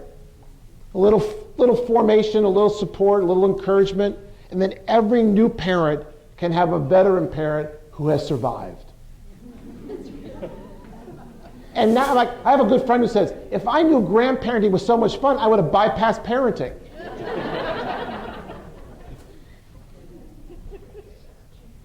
But you have the assets. It's adult faith formation. We just haven't thought about, well, it's not a Bible study. Well, no. But it's faith formation. It's faith forming. Once we start thinking this way, you can close all these gaps because you have a church. You have people. You have reds who can work with purples and blues and greens. I'm a campus minister at Penn State University, and we happen to be right next to a Catholic parish. So even though I don't work for the parish, I work with the parish. And I like what you've been talking about as far as faith experiences, because one of the least acknowledged parts of the parish's interactions with the college students is food. They do two things. One is they cook monthly suppers that the pastor sponsors, and then at the end of the school year, they do a thank you dinner for the people who cooked for them. And so they bring them together. We bring them together, if not at church, because they're always around each other, but they don't know it. At that. And then once they've met people, then they know each other. And also, at the end of every semester, they bake lots of cookies and brownies for what they call food for finals. We have about 10 to 15 actives that do all this cooking and baking. And the students have been trying to figure out, how do we engage more of the parishioners with us? They don't seem to care about us, is what they're saying. Right. And you just, I wish that we could can you and bring you to our parish, because that is such a huge faith formation activity, is just providing food, Yeah. showing caring, and getting these people together with the students. Yeah. And I try to make sure that the parishioners always need the students. Yeah, absolutely. What's so interesting about that is, I mean, eating a meal around faith is like really old. Yeah. Yeah, it really is. Yeah. I don't know if Jesus had a culinary degree or just a lot of friends who cooked for him. But then what's interesting is the whole dinner church movement has been growing by leaps and bounds. You can actually Google dinner church, and there's a whole dinner church collective, I think is what it's called. But one of the most famous ones that started about 15, 20 years ago, St. Lydia's in Brooklyn. Started as a dinner church. Storefront, that was their church. It was a storefront in Brooklyn. And I think it was Wednesday night, people came for dinner church. Started with went to picture, broke bread, very informal. I was not sacramental, small s, but not big S. Okay, but it was a way to engage people who were purple, blue, especially blue and green, with people who were actives. And it was all done in a storytelling, eat a meal, tell a story, share the scriptures, and it just, around a table, no one sits higher than anybody else. So it's like, if you just thought about, there's a faith-forming experience around that. If we got out of you've got to do multiple things and thought about every one of these experiences as a faith-forming whole, and that we want that people are going to collect a variety of experiences, that helps start to think about how I help people move from green, blue, purple towards here. And by the way, we don't get them to move. God does that. Okay? So don't think you're going to get somebody to become an active. Just let that go because you don't. But God's action in them. But we create all the right experiences. So God's not going to actually make the meal. You got to cook it, guys. Or set the tables. I wish God would set the tables and move tables and chairs. That's us. But God, the Spirit moves in that group that changes people.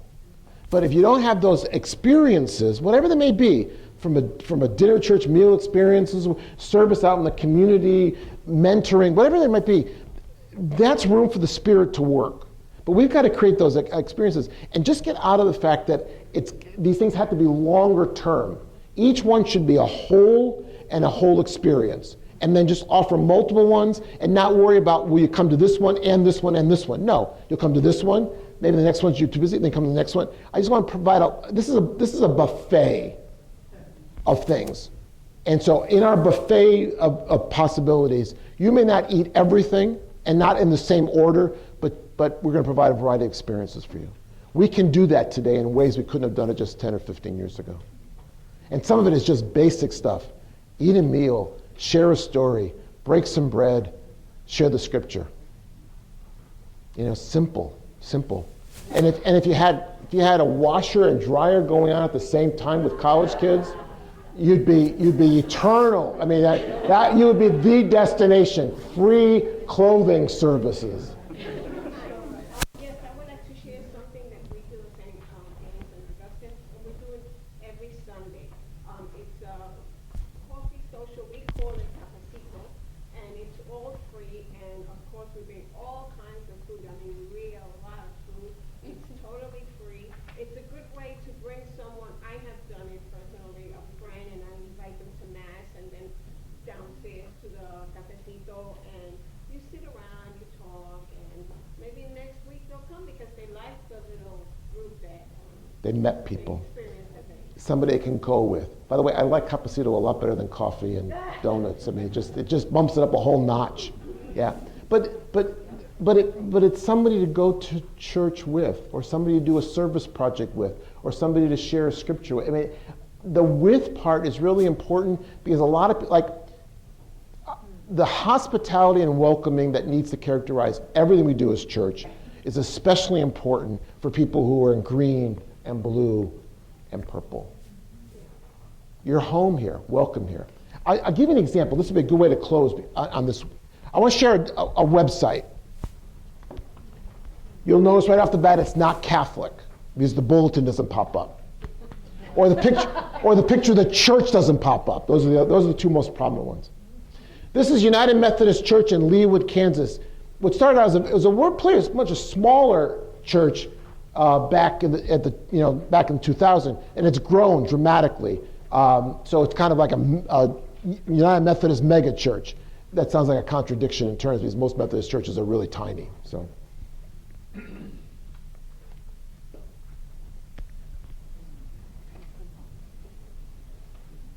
This is a place of hope, meaning, and purpose. Visit and become a part of something bigger, a movement that is changing lives. Okay. Remember what I said? Remember Motivation 3.0? Look at the words up there. Everybody wants to be part of something bigger than themselves. It's almost like they read the book, the Drive book, and did one line. Look at the video. This has changed from just 2 weeks ago when I shared it. Look at the video. What don't you see? A picture of the church building. What you see is the church community. Look at the ages of the people. And what do you notice? It's everybody. It's everybody. You don't have to build one that's this. I mean, they have probably a full-time web designer, communication person on their staff. It's a big church. But you can access this kind of design because there's people all around you who know how to do this. Many do it for a living. Many do it as a hobby. I'm going to stroll down.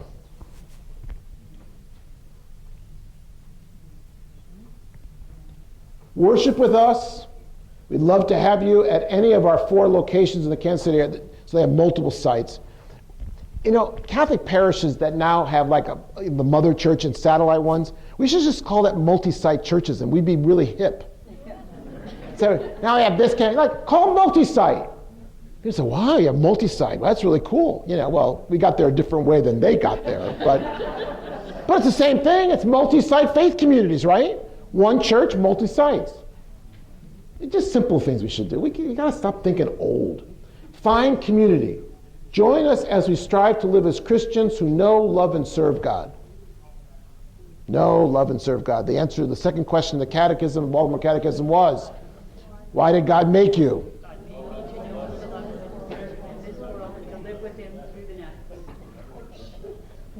You can be very old and new at the same time. Make an impact. Make a difference. Let me shrink this a little bit.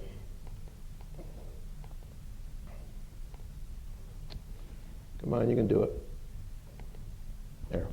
Make an impact. Make a difference in the community here at Resurrection and around the world. Worship, find community, make an impact. And where's the learning part? It's under find community. So when you learn with us, discipleship, faith growth, you're going to find community. And this is different experiences they had. That's their front page.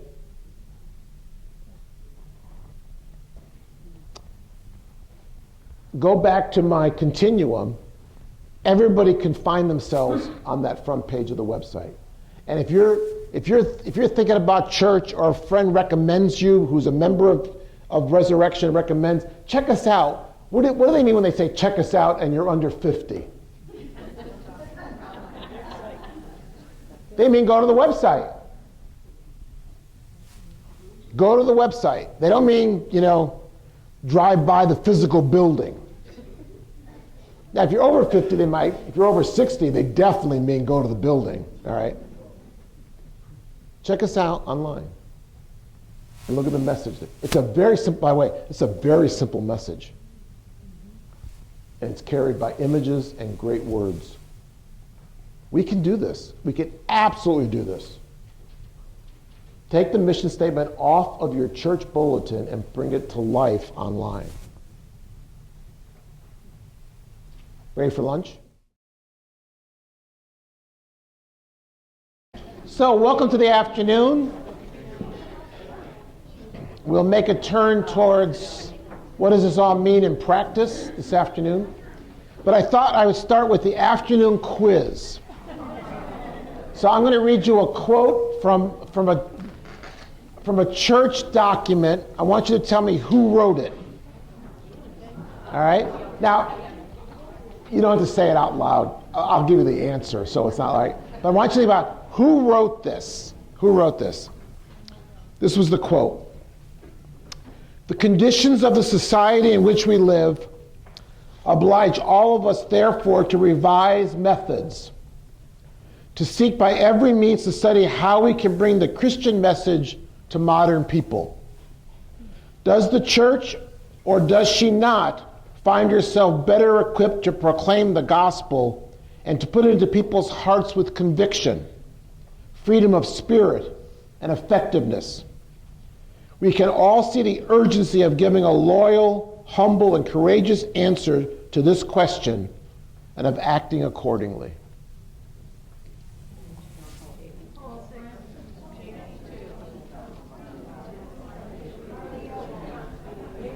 All right, I'll give you a hint.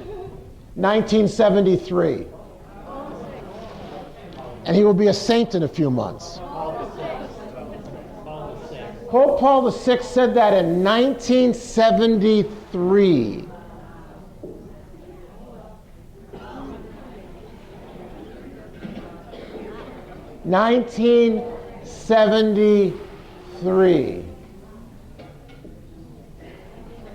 The conditions of the society in which we live Oblige all of us, therefore, to revise methods, to seek by every means to study how we can bring the Christian message to people today.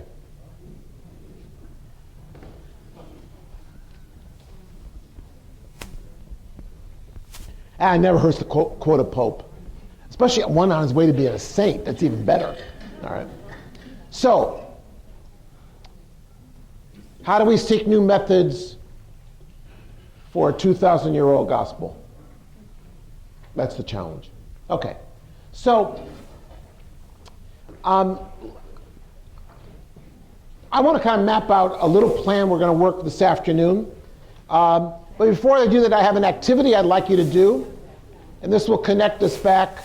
You should have all read this, by the way. This is the workshop in reverse. I'll also do it forward. So all those things you wrote down on your chart of adult faith formation, I now want to ask you this question. To whom are those programs directed? So you did the life stage.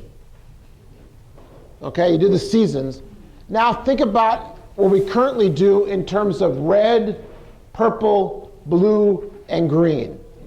And one program can address multiple audiences, so that's not a problem. But use this as a lens to look at what you're doing. Who are we engaging in our programming? Who is it designed for? Okay? Just have that conversation for a minute. Or if you're alone, reflection.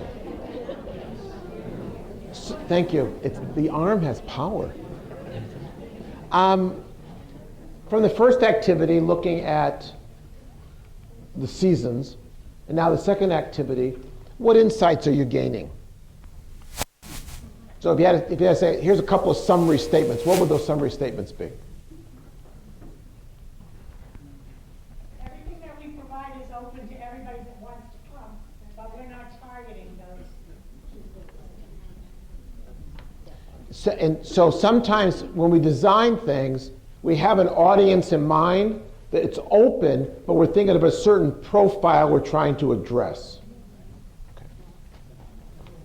I think when you have that green group, not spiritual, not religious, unaffiliated, you reach them at those moments when they will come for somebody else who is engaged. So they're coming to a funeral, or they're coming to a wedding, and they're coming to maybe a first communion, a graduation, and I think then you have to be particularly sensitive and welcoming.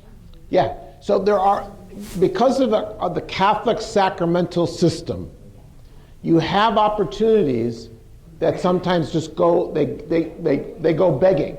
In other words, the opportunity is there, but if we brought some intentionality to it, we might say, we're having all four of these identities profiles are going to be present at a particular event.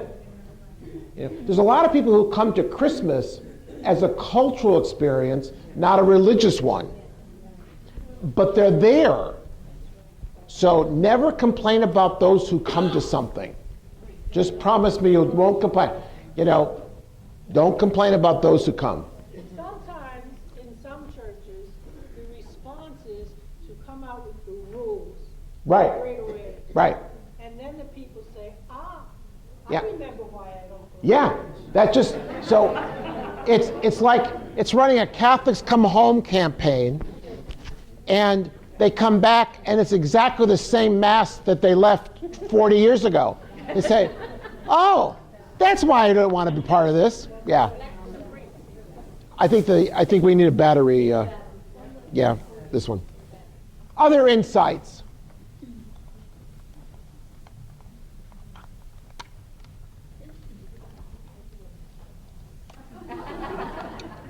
We're getting a recharge for the afternoon. Got it. Yeah. This is like preaching to the choir in here, but for goodness sake, you see strangers or visitors, be welcoming. That chemistry might bring them back. If you ignore them, guess what, you're never going to see again. Yeah, yeah. And so on that point, hospitality and welcoming. But think about this. There's a lot of Catholic marriages actually at church. Now, there's a lot of Catholic marriages that are obviously among Catholics who are not at church. That's the majority, by the way. Where you have somebody in red marrying somebody not in red. And that shouldn't be problematic. That should be an opportunity. Okay? Or mom and dad bring their child to be baptized. Typical. Mom is in red, dad is in, green or, chartreuse. Who knows, That's an opportunity. In other words, we're fortunate at baptism, at Eucharist, now with the combined rites, you have these windows that we need to really make work for us and for the people who participate. That these are re-entry points, these are renewal points, these are enhancement points for people, and we have to start looking at these points as part of our intentional adult faith formation plan. I still marvel how we do like 6 hours for marriage prep and an hour for baptism prep. And I think, really? In 2018? And then, 14 years for high school confirmation, And I think we have to really work these windows that are re-entry points for lots and lots of people. Ash Wednesday is one of those points. People line up for ashes. The next time you see them, it'll be Easter. All they've done is miss Lent. And I think, how do I turn Ash Wednesday into one of those formative experiences? And so, if all you did when you left today is say, I am going to simply be intentional about all of our contact points with adults and enhance and enrich those, you would have gotten your money's worth today. Just doing those things over the next year or two will dramatically improve your parish community. The welcoming and hospitality at Sunday worship. If you just started there, you'd enhance it. And the best way to get more people at Sunday Mass is ask those who come to bring somebody next Sunday. You don't need to spend any money doing this. Zero. No campaigns, no programs. The people in front of you. Next week is Bring Someone Back Week. A Taste and See Week. You're not coming back to make a 47-year commitment. It's a taste, and you make this Thanksgiving dinner. You pull out all the stops for Taste and See Sunday. But these are secrets in plain sight. They're just secrets in plain sight. You'll have 2 years with parents as their children go through Eucharist confirmation, right? This is 2 years. If you're a Baptist church, you're saying, I wish I had 2 years. We don't have either of those sacraments. If you just got intentional about that, we'll talk about how to do that in a minute. This would be a great enhancement of parish life and adult faith formation. Just being intentional about these things that kind of the secrets in plain sight. It's doable. You don't need money. Heck, you probably need more staff. You just use your community. More staff would be nice, more money would be nice. I know that. But it's not about really either of those per se. Just being intentional about all these touch points with these perspectives of both the seasons of adulthood and the religious spiritual identities, just bringing those two perspectives, I haven't even got to the digital stuff yet, will just dramatically improve what you do. It isn't about more programming. It's about taking advantage of all the opportunities you already have. Get intentional. Map that out. Do a big poster. Year 1, year 2, year 3. Here's our plan for the next 3 years of adult faith forming experiences at our church. And just take advantage of everything you've already got. Marriage prep should be this out-of-the-world terrific experience. The best in the galaxy. Because from a faith formation perspective, it's a re-entry point for lots of people. Sometimes both spouses, sometimes one spouse. Baptism is the next point for the whole family system. If you just started working deeper there, and the follow-up to all of these, okay? So mystagogy doesn't only apply to the RCIA. There should be mystagogy after marriage, after baptism. It should be mystagogy after every sacrament. Funerals, wake services. Here comes everybody. Here comes everybody. This is just, they're there. You don't have to even organize it. People come to your door. What's not to like? If we just bring this perspective to it, where are people in their journey? How do I address that? How do I think about mystagogy, even after a funeral? Just let that rumble around a little bit. Everybody here has got plenty of opportunities for adult faith formation. That you don't have to even create new ones, even though I'll suggest some. You don't have to if you just maximize what you have, and then look at people through this lens when they come to any one of these events experiences, and through this lens, with you're already 4 steps ahead of the game. Does that make sense? And then I want to make a point that came up at this table. Even within, like the actives, there's a continuum. Okay? So people are actively engaged, but maybe not growing in their faith as much. People are actively engaged and growing in their faith. So even within the red, there's a little continuum from really, really actively engaged to somewhat actively engaged to a little bit actively engaged. But they're there. So how do I take engagement and move it into spiritual commitment? How do I take that? So even there, you want to nuance that a bit. Okay. So far, so good? As you go through this afternoon, just start jotting down where the opportunities are. Is the opportunity at marriage? Is it opportunity at baptism?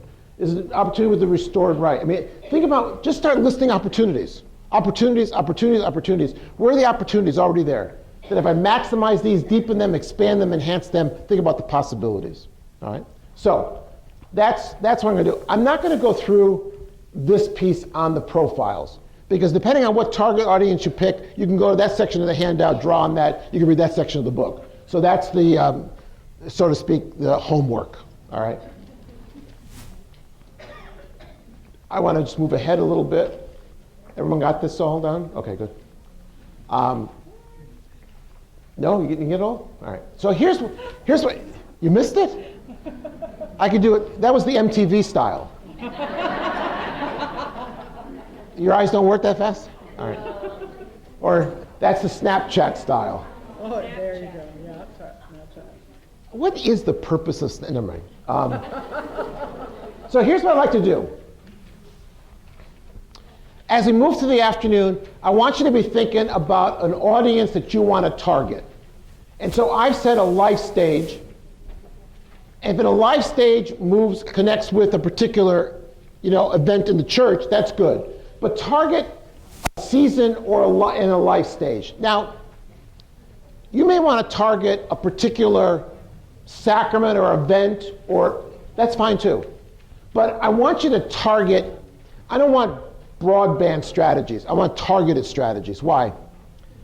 I don't want you to spread yourself so thin that you don't see the impact you're making. So let's have some targeted, either a targeted audience, or within that audience, some targeted activities or events that you want to go after. All right? But it's better to be targeted than broad range. So whether it's young adults, midlife, mature, or older adults, I'd like you to target. And it might be, if you said, I'm going to target parents who are millennials and Xers, that's fine. But it's a target audience you're going after, okay? And then within that, which of the religious spiritual identities am I trying to target? Vibrants, occasionals, spirituals, unaffiliateds. So that makes a huge difference. If I'm going after young adults and I want to go after unaffiliateds, that's a really different strategy than what? Working with the actives or the occasionals. Okay? Then you want to build on their motivation. So even the unaffiliated, in going through a transition, are looking for support, encouragement, enrichment. For example, in your community, lots of young adults coming out of college, coming out of high school, the rest, are really looking for some transition from the school into the workplace. And what you have in your community, you have some of the best mentors and guides in the world. There are people who've been working 10, 20, 30, 40 years, have managed that. This can be something that addresses really all four of these profiles, but most importantly, can address people who have the need that I'm making a transition in my life and I'm looking for guidance, support, and encouragement. Well, why can't our church provide mentors for people going through what I'll say the first career, entering the first career? You've got plenty of mentors. They're coming from the faith community. They're going to re-engage people who have not been engaged. And it's a community-based ministry. So it's not just at church. It's for anybody.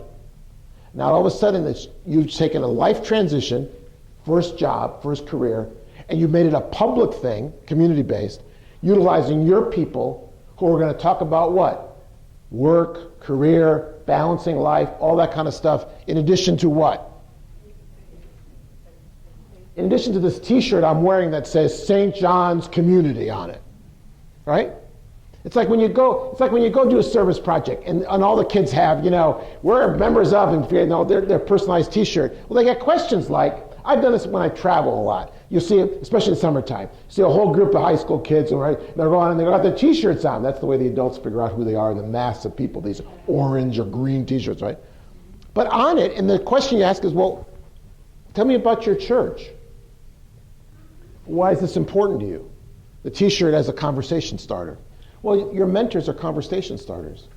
So here's a life transition, even for people who are unaffiliated, that the church is now in the public realm, out in the community, that's engaging people. You could do this across the whole lifespan. You could do it for retirement. You get people who have left church behind for decades, but they're going through retirement. The church says, we're doing retirement workshops, retirement sessions, helping you through this transition. And all of a sudden the church is out there. The church has done that now. It's a little different. I don't mean just hosting it. I mean actually doing it. Lots of churches host AA meetings, for example. That's different than actually being proactive about engaging around that. So, target a season of life and the life stage characteristics. Target religious spiritual identity and the things that are within that. Build on motivation, with transitions a big motivation. And then, what are we currently doing? And then what could we be doing? I'm going to get to that in a minute. So keep that in mind. We're going to come back to that in a second. So we're going to come back to this. I'm doing this not in the order I put the slides in, naturally. Why do it in that? Why? There's no, linear is so overrated. So digital. You need the digital strategies so you can really think differently about this stuff. So digital faith formation strategies. I've got 7 I'm going to suggest. Okay, this is on, what page is this on? That's in there. And keep going. 9. Page. 9. Digital. Yeah, they're there, and they're also in. They're also towards the end too. Okay, well, Yeah, as long as you see them. There's more and more of these online. So, and they're in the PowerPoint. Let's see real quick if there's a point in the back.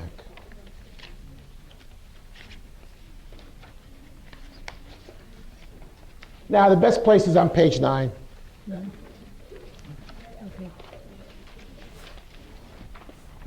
So I've got 7, but I'm really more interested in the examples than anything else, okay? So, here's an easy one. Every church here can do this. All you need is a website that doesn't look like the church bulletin. Okay? If your website was built in 1947, you probably want a new one. And you want one that will take content, video, images, all that kind of good stuff. You can build one. I use Weebly.com. You could build one. But you need a digital platform for 21st century faith formation, period. And you still need one for adult faith formation. You need a digital platform, not Facebook, that's social media. You need a digital platform. So every event that you do at church can be extended into people's daily lives. So the best thing about Sunday worship, it's an hour. The worst thing about Sunday worship, it's an hour. Not that I'm advocating for 2 hours. That wasn't the right response. So the question is, how do I extend Sunday worship into people's daily lives? How do I help people live into the Sunday experience? And if you didn't make it this Sunday, not everybody comes every week. How can I stay connected even if I didn't make it this week? Okay. I have a good friend who's a Lutheran pastor. She's at Tri-Saints Lutheran Church in Hardy, Nebraska. If you have a sense that that's not a big town, you're correct. She's the co-pastor with her husband, and Breen prepares her sermons every week. And in the process, she also curates this website. You can access it. It's Tri-Saints. I think it's on the website, so you can access it from my Lifelong Faith website. So if people missed worship this past Sunday, she has her sermon, sometimes in audio, sometimes written out, but she has, and you can easily do an audio podcast of it, by the way. I have a good friend who's a pastor in Greenwich, Connecticut, and Ed does his sermon on Sunday, and in the afternoon, he does a podcast of the sermon. Rather than record the sermon, which is kind of a big general audience thing, he just does a podcast. Podcasts tend to be more intimate. So everybody here has probably listened to This American Life or one of the NPR podcasts, right? And it feels like they're talking to you, right? It's intimate. Podcasts are meant to be intimate. And so what Ed does is he takes his sermon that he's already given publicly, and he does it really more as a kind of a personal story to people who are listening. He started the podcast thinking, some people who didn't make it to worship would listen to it. What he found is people who went to worship also listened to it. Greenwich, Connecticut is 30 minutes from Manhattan. So a lot of people from Greenwich commute every day into Manhattan. After 3 or 4 months of doing his weekly podcast, he was starting to get some feedback. And people were starting to say, we really love your podcast. He was kind of taken aback. He said, even when we're not there on Sunday for worship, we're in Florida or we're in California, we can listen to the podcast and stay connected. And the people who commuted to Manhattan kept on saying to Ed, podcasts is really great. Either listen to it on the way in the morning or basically on the way home. Put my earbuds in. It's great. It's only 20 minutes long. What do you have for Tuesday, Wednesday, Thursday, and Friday? Now, that's an opportunity to what? Not create 4 more podcasts, but to do what? Curate podcasts on the theme of the Sunday readings or the theme of the season, etc. Because now you get a chance. So think about it this way. I'll max it out, and then if 3 times a week people listen to a 20-minute podcast, one that you created out of the Sunday sermon, and 2 others that you curate from great podcast sites on religious, spiritual topics, and those adults on their way back and forth to New York spend an hour a week listening to podcasts. And they do that for, 40 weeks. Do the math. When's the last time adults in your community had 40 hours of adult faith formation? And it's kind of seamless. It's integrated into daily life. They would be listening to something. They're able to put the earbuds in so they don't have to talk to anybody on the train. So in the morning, they could read the Wall Street Journal on the way in. On the way home, they could listen to the podcast or vice versa. What's not to like? The podcasts reside on their website. Everybody knows that on Monday morning they could go there, and Sunday's podcast will be there. But having already given it in person, doing the podcast is much simpler because Ed's simply talking to his people with the sermon. So it's much more intimate. All he has is a little app on his phone. It's a little podcast app, like the iPhones all even come with it built in now, the new ones. Just talks it in. And he gets it personal. He can add some stories you could do in a podcast you might not do at Sunday worship. 20 minutes every week. So that's what Breen's doing. She's got, you miss Sunday worship, we'll meet where you are, and you'll realize what you missed, because what you missed was really good. Okay. This is coming up. This is the day of Pentecost and confirmation. This will just happen on May 20th. They did confirmation as well. And she does this every week. She curates going deeper for kids, families, youth, and adults. And when you click on these buttons, let's go to the adult buttons. Let's see where it takes us this week.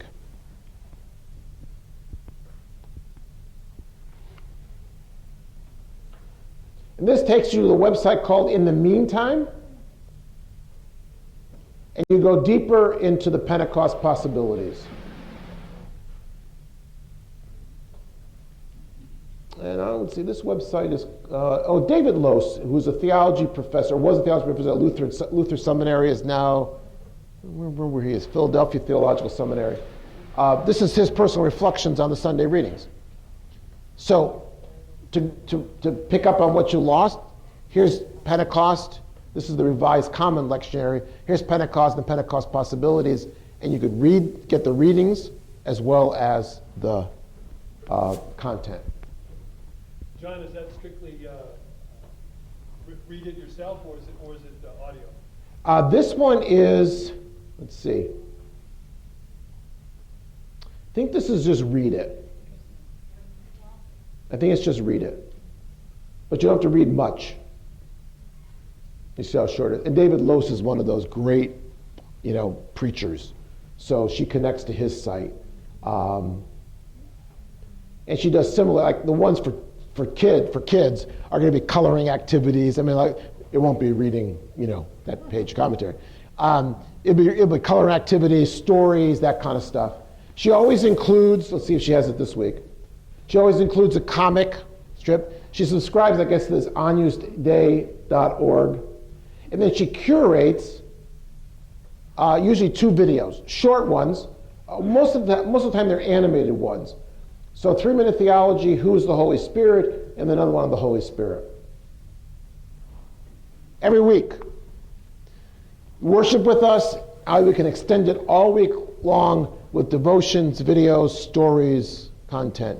You know how much Catholic content there is for the lectionary? Anybody ever been to the CatholicMom.com site? Anybody spend 3 hours there and get lost? You know how many coloring activities are on that site? I lost count at 1 trillion.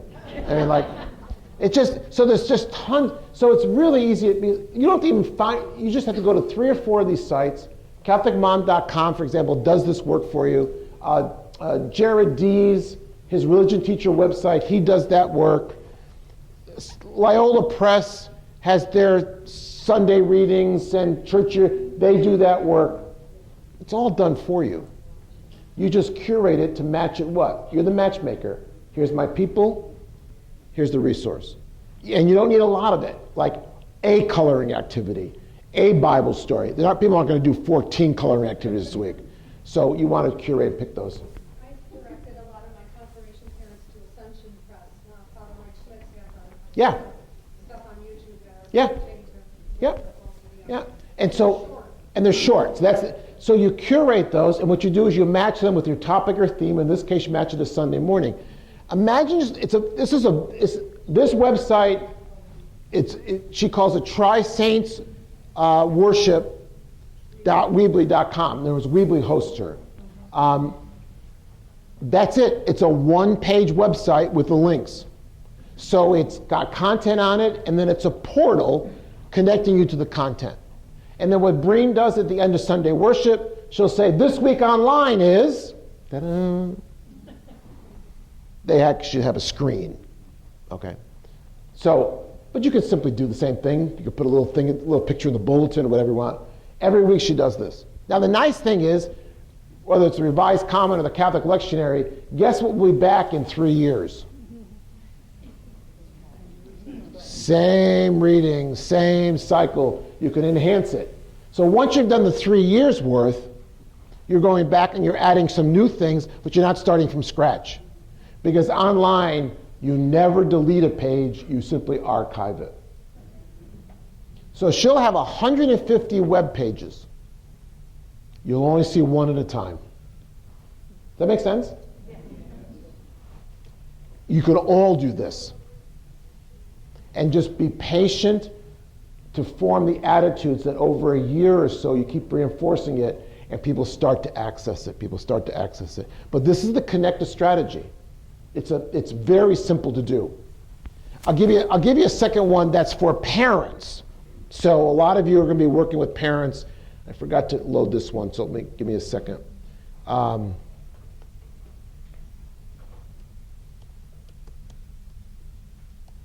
This is a United Church of Christ church in Simsbury, Connecticut. If I spell it right, we're going to get it.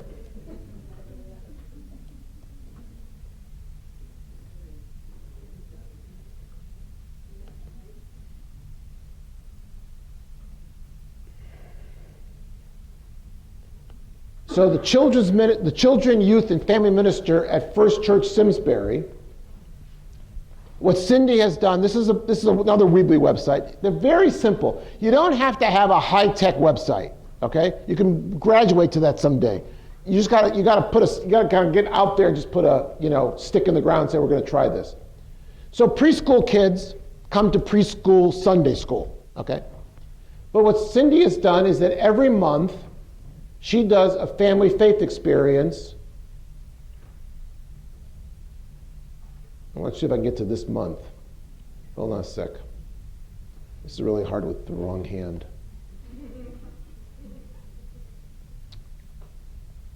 Well, see how close I can get. Oh, I can get to the Easter story. There we go. That's close enough.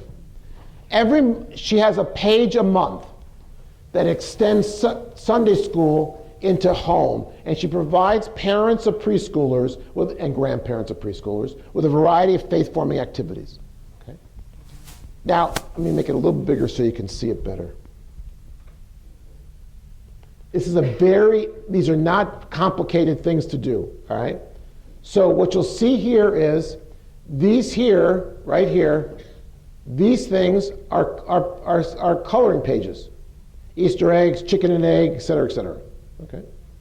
Then she has a caterpillar activity. Of course she would. All right. Then she has plant cycle cards. Cindy didn't write any of this. She's probably got a dozen places that she goes every week and draws out these activities.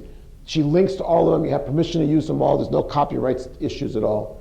Then she has a Bible story, the farmer and the seed, and God is everywhere. Then she always has some videos. So we have the tiny seed, and we have the very hungry caterpillar, of course, and inside an Easter egg, a kid's Easter story. So the short coloring activity video, things that parents can do with their preschoolers over the course of the month that flows what? Church to home. Church to home. Simple. Simple, simple, simple. Everything at church that we do with anybody, but in particular with adults and parents, is extendable into people's daily lives because they have the technology to access this. That makes sense? Yes. Really doable. And the amount of Catholic content in English and Spanish, which is the Spanish category, is growing of resources in Spanish. So the ability to do that, I don't know about Vietnamese and other languages, but I know Spanish. Now we have the ability to connect what we do at church to extend into people's daily lives. So the 1 hour can be 2 hours with the podcasts. The 1 hour can be 2 hours with a coloring activity or watching a Bible story or reading a Bible story.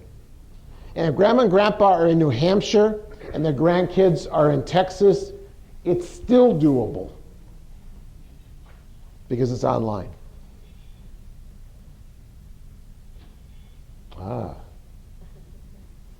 Possibilities?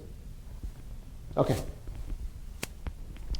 The other thing, and I'll get to this in a minute. The other thing about this digital strategy of connect everything, it means that my 4-session Lenten program can now have some arms and legs because I don't need to do everything. I only get an hour with people. But I can provide Lenten content that extends that into people's daily lives. That's what my website's for. So we start something here, but to go deeper, we've got this, this, and this online. So now you start designing in what I call this digital canvas. I've got a gathered program. I'm going to continue that gathered program. But now I start to ask, what can I do digitally to enhance and expand this? The content's not the issue. We got plenty of content. It's designing with the digital in mind from the beginning. Does that make sense? You're going to ask me questions if you get stuck, right? Okay. All right. So, this is just some of the Sunday worship stuff. It's just there's tons and tons and gobs and gobs. But get a template. Learn something, pray something, read something, live something. If every week just had that kind of rhythm to it. Okay. Like just the daily Bible readings. All you have to do, I mean, people, it's so funny. Some of these new, Catholic apps and the rest, they have the daily readings. People think, oh, that's really great. No, all they did is they went to usccb.org daily readings, and the daily readings are there in print and audio and video. I mean, and that's all I'm asking you to do. Don't do any work. Just link to the page on the bishop's website.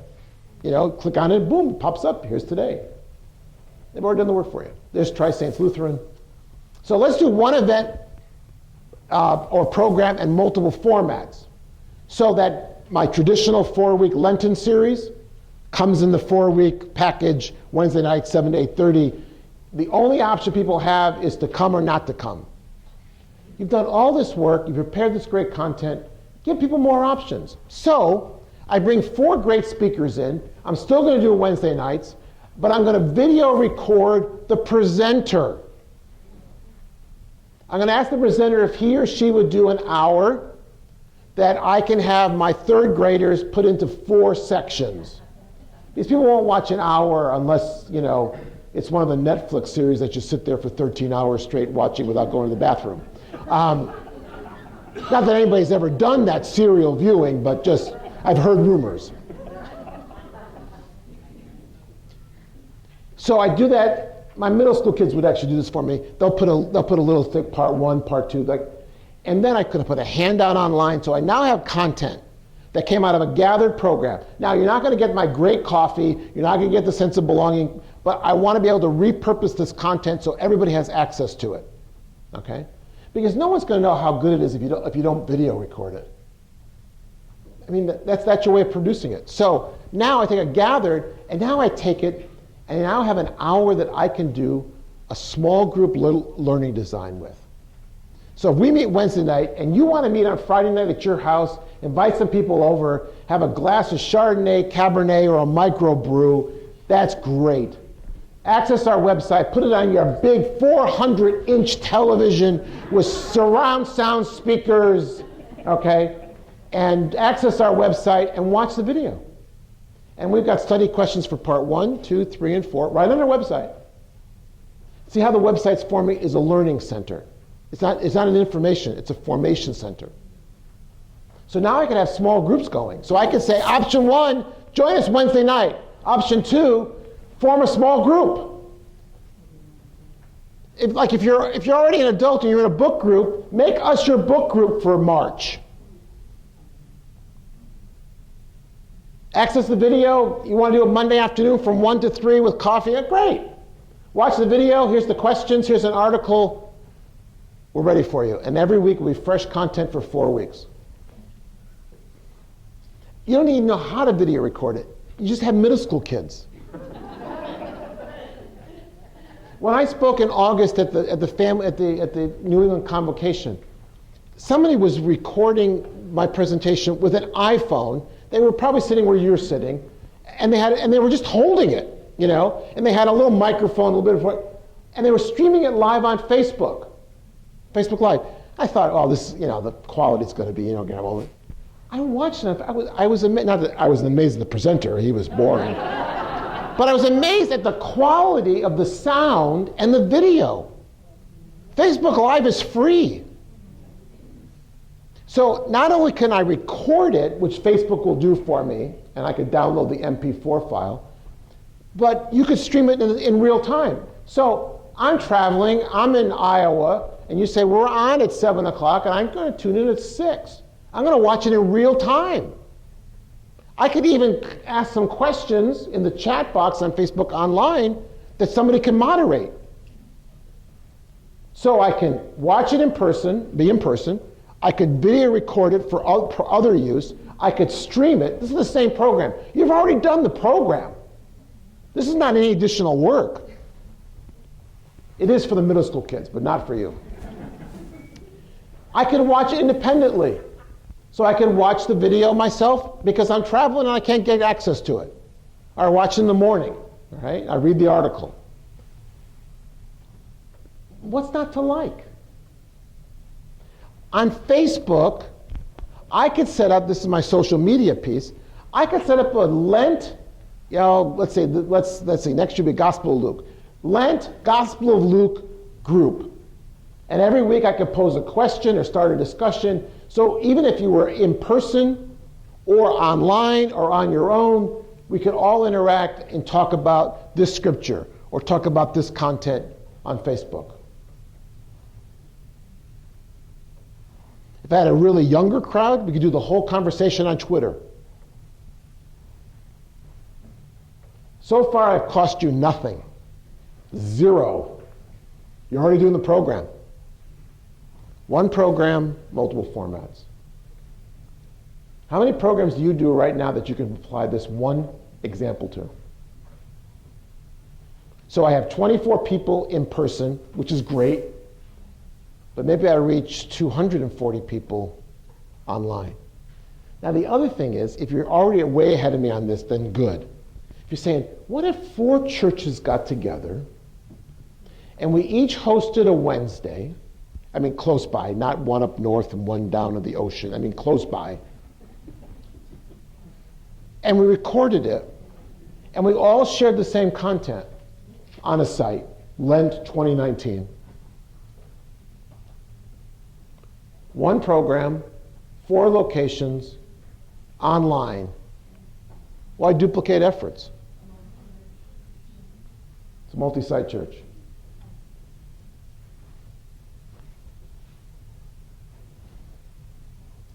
Think of how much programming you can do. Because people will find you online, by the way. If what you're doing is good, people in California will watch it.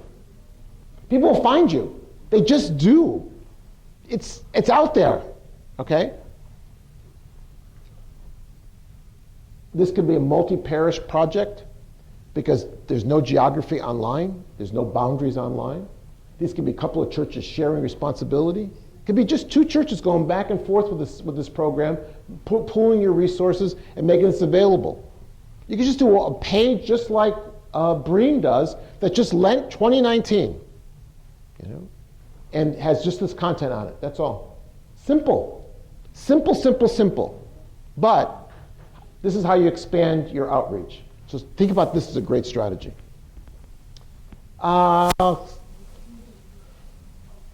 Well, let's talk about this one, because I'll give you a more concrete example in a second. So you're doing baptism prep, and it's so hard to gather parents, right? Because they have a baby, and their life is over. So we want to gather them at church. The hardest thing for them to do is what? Gather at church.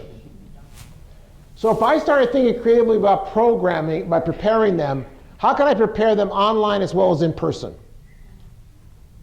Because then I can expand how much preparation I do. Because the problem isn't that they don't want to be prepared. The problem is they can't come out very often. And by the way, 1 hour is, there's minimal, and then there's 1 hour for baptism prep. I mean, it's just abysmal what people do for baptism prep. It just astounds me at how minimalist we can be about baptism prep. But we'll torment kids for 2 years of confirmation prep. So how can we prepare them using some digital content online? This is a page for new parents. And then they experience it, and then our biggest thing is how do we extend the experience online? With what? Content just for parents. Our Sunday visitor 100 years ago did this wonderful thing, which was called parent pages. Some of you remember that, right? You bought the set, it came as 6, right? And you'd mail it to people, to new families every 6 months. I think there was a 6-month, 18, 6, 12, 18, 24, you got it, 30, 36. Well, now digitally, you don't have to mail anything. You simply say a note, your baby is now 6 months old. Wow. How they know that? Well, how they know that? We have your birth date. Not rocket science. And then you say, you build a website with the content already on there. Here's our 6-month page, our 12-month page, or 18, think about this, 18-month page, 24-month page, etc. And you simply say, we've got this great site, and this is what's happening in your child's life. You don't have to research this. You go to the website 0 to 3 years old, they already got this content for you. And so now I've got, from 0 to 5, 10 pages that simply walks them from birth to the start of kindergarten. What's happening with your child? Here's some faith-forming activities. Here's some great Bible stories. You got where I'm going with this, right? And here's what you need to know as a parent. So I'm embedding parent faith formation, adult faith formation, into working with their kids, because parents will do anything to their kids and will do nothing for themselves. So the reason why parents don't come out is because you've called it parent faith formation. If you called it children's faith formation with a parent flavor, they might come out. So my wife and I were marching band parents for what seemed like a century.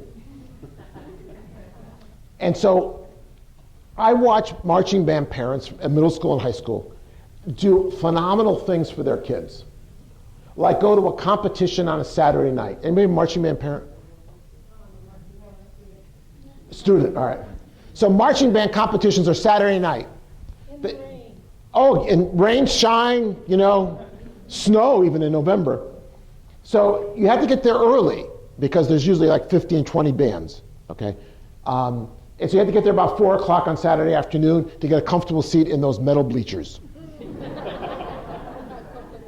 September, not bad. By November, pretty cold. Competition usually starts about 5 or 6 o'clock. The awards are given out about 11 p.m. Okay? And so you're in the bleacher seats hoping and praying that you do not have to do what? Go to the restroom. And you will sit there for the equivalent of about 6 to 7 hours for the 15 minutes your kids are on the field. 15 minutes. 15 minutes. But you go. But you go. How many people have ever been to an elementary school music concert, like the spring concerts? And how many of you went for the music?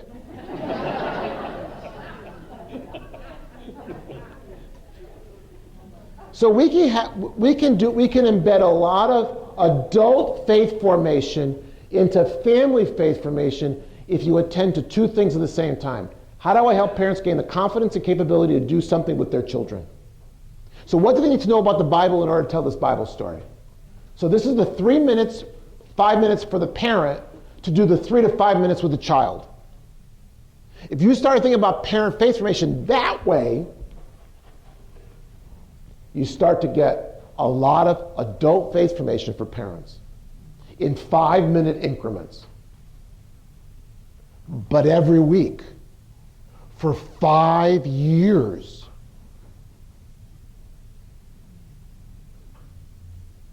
Now you got something. Now think about those children and those parents who now come to First Eucharist and Confirmation. They actually know the Our Father. They actually know some of the parables. They actually know Noah. They've actually met Adam. They've actually met Eve. They've actually met Abraham and Sarah. They know these people. They've read the stories.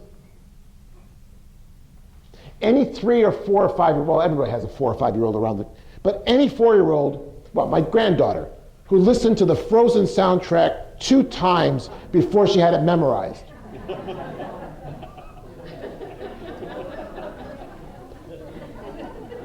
I was in the front seat. I'm listening to the whole thing. In Moana, the movie, there's just background music on the CD. She's telling us what was going on in the movie during the instrumental part. She's only seen it once or twice. You're going to have a hard time getting the parable of the Good Samaritan? I think not, especially since it's in the video. See what I mean? So it's like, think about working with parents as a dual track. There's the parent formation track that has to be seamlessly embedded, just like going to the concert at the elementary school. You go for the kids, you don't go for the music, all right? So it's embedded there so the parents can do something with the kids, but it's just-in-time learning. There's no use doing a workshop in September for an hour and a half on how to tell Bible stories. Why? 5 minutes before you tell this story, 5 minutes before you tell this story, 5 minutes before, this is adult faith formation. It's micro learning, just in time, available 24/7, 365. Because you never know when you've got 10 minutes. And that's what I tell parents. I would tell parents, you never know when you might have 10 or 15 minutes. We got a Bible story. We've got a devotion. Try this prayer. So before you learn how to pray the Our Father, here's 3-minute YouTube how to pray with your child video clip. If it's 10 minutes, too long. Cut it down, put it in 2 parts.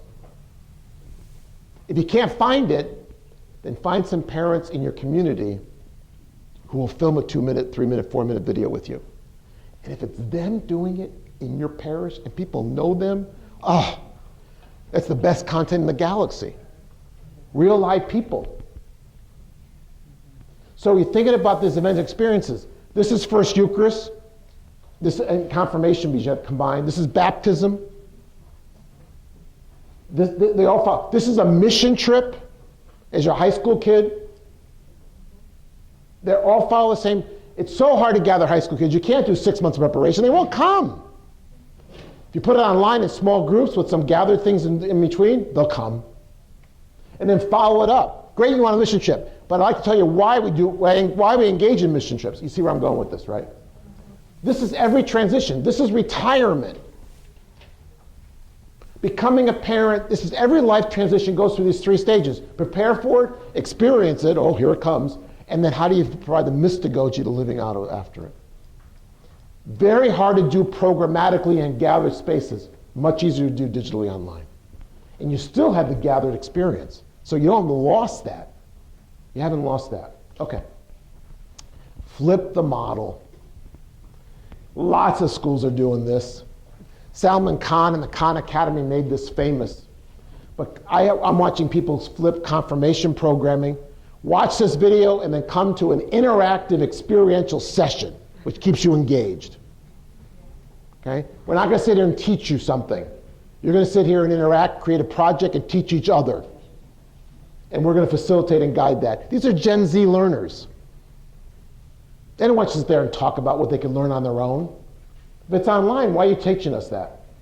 Do something in person you can't do online. So the program, so what happens in the flip model is this. The content moves from the gathered to online. That's why you need great video content. And then in the program, you do the stuff that you just love doing. Interact, create a project, demonstrate it, apply it. Imagine doing RCIA this way. RCIA was not meant to be a graduate theology course. Nowhere in the catechumenal instructions does it say, set up a graduate theology program. And make sure people have digested the whole catechism before they get initiated. It was meant to be a spiritual accompaniment. It was meant to be formational. So what if you took a lot of that content you were teaching and you put it online? This week we're going to talk about the sacrament of Eucharist. Watch this video. And when you come, we're going to experience it, talk about it, engage with it, get the significance and meaning of it. So watch the content and come and apply the content. In other words, turn the class into accompaniment, spiritual mentoring, as opposed to instruction. You don't need to instruct anymore. The content's already available. Any parish here subscribed to Formed? Here's the best thing about Formed. Everything in the galaxy is there. Here's the worst thing about Formed. Everything in the galaxy is there. So I watch parishes say, we gave out the website, the address, the password, and no one's using it. It's like giving somebody an encyclopedia. I mean, does anybody read the encyclopedia in the old days? No. You went to what? Just what you wanted, when you need it, because the report's due tomorrow. Well, true, right? So now, if I subscribe to Formed, and I looked at my curriculum for RCIA, don't you think I could curate a video for every single content topic? And so do what Formed can't do. Discuss it, apply it, theologically reflect on it, live it. That's what I can do in person. So the flip model is enhanced. People are actually doing homework. It's actually pre-work. And when they're coming, they're bringing something to the experience that you can work with. If you subscribe, I mean, just take Bishop Barron's 10-week Catholicism mini course. I mean, don't get people watch these 10 sessions. Oh, they'll be overwhelmed by Catholicism. They'll have Catholic indigestion. Instead, watch this video, this segment. We'll talk about it this week. Watch this one. We'll talk about it this week. And you take it and you simply curate it across your curriculum. There's no need for sequence. They're not in any order. The order is your curriculum. If you thought about all the video content that's available out there, let alone print content, to be able to flip the classroom and then turn the classroom, the catechumenal session, into an experience, marriage, baptism prep, just go right through the whole thing. It's so hard to get people to come out for enough to do the substantive stuff. Flip the model gives you an opportunity to do that. So imagine doing that with baptism prep. Watch this video about baptism, come to a session. Or we'll go to the house, or we'll meet at Starbucks, whatever. Watch this video, and then we'll meet and talk about this. Watch this one on the right, and then maybe over the course of 6 or 8 weeks, people are ready for having their child baptized. But you would never have gotten them for 6 or 8 weeks in person, but by flipping the model, you have 3 very special sessions that are interpretive, application, reflection, discussion, relationship building. Does that make sense? Okay. So this is a Lutheran pastor, Bill Crabtree, out in Washington State. And he took his new member program, RCIA, and what he did is he filmed his own videos. God bless him. He took all his topics, he filmed them, there were 1-hour videos. And then he did 5-minute intros.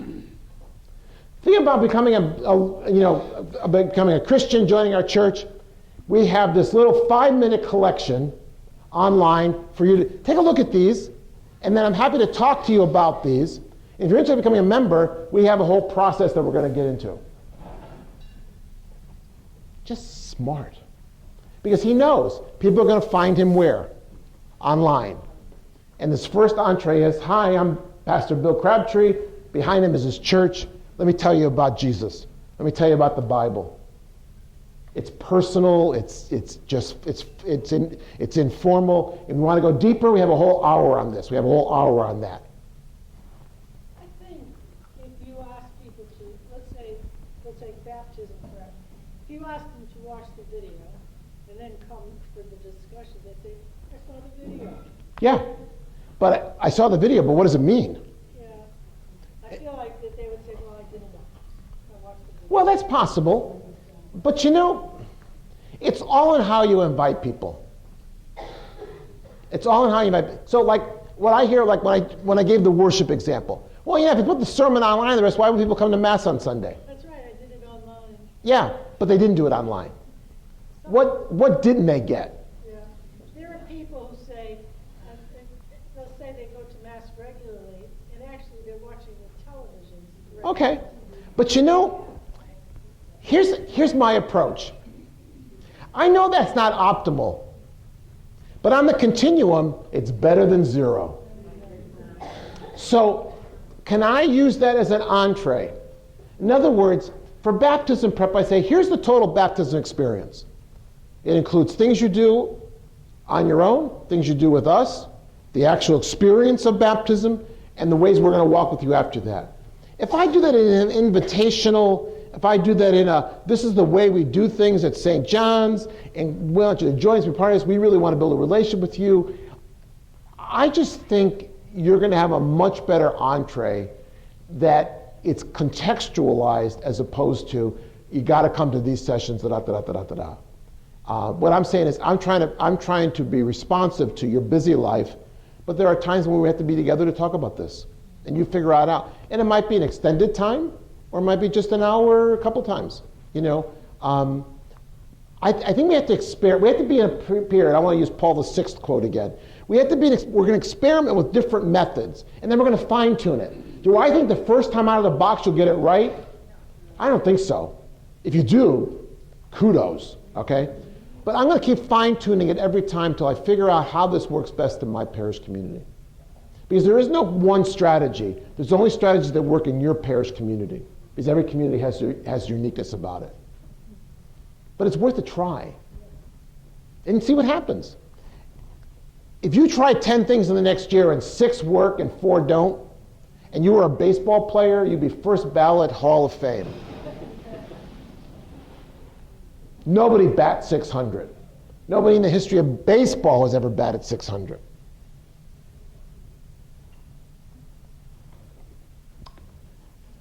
Okay, lots of resources with the model. And, these are all Catholic ones on this page. I mean, there's gobs of them. I love this example. I know this is not an example for the 45 or 50 and over crowd. That's okay. This is a brand new church, a couple years old now, called the Slate Church. You could probably tell it's not Catholic because it's not Saint Slate.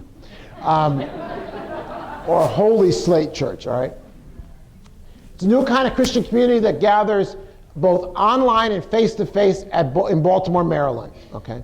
So it's for 20 and 30-somethings, all right? For those who are what? The unaffiliated, the uninvolved, who are looking for a different faith community. But it's what they do that I'm so intrigued. You can check them out online. Just go to Slate. Don't go to slate.com, because that's the newspaper magazine. Google the Slate Project, and it'll take you there. So this is their 3 gatherings. Mondays, they break bread together. That's dinner church at 6 p.m. Wednesdays, they have a Slate Reads. It's their book group, and they do it on Twitter. So now it went from 144 to 288 characters. I could even do this now. At 144, I just get started after 144 characters. So they're all reading a book together, and they're discussing the book on Twitter. There's half of you who are saying, that sounds like the stupidest thing in the galaxy. Okay? But people aren't gatherable. No matter where you are, you can stop for an hour and do what? Connect with everybody. Maybe people I had dinner church with on Monday, I'm now doing this book study.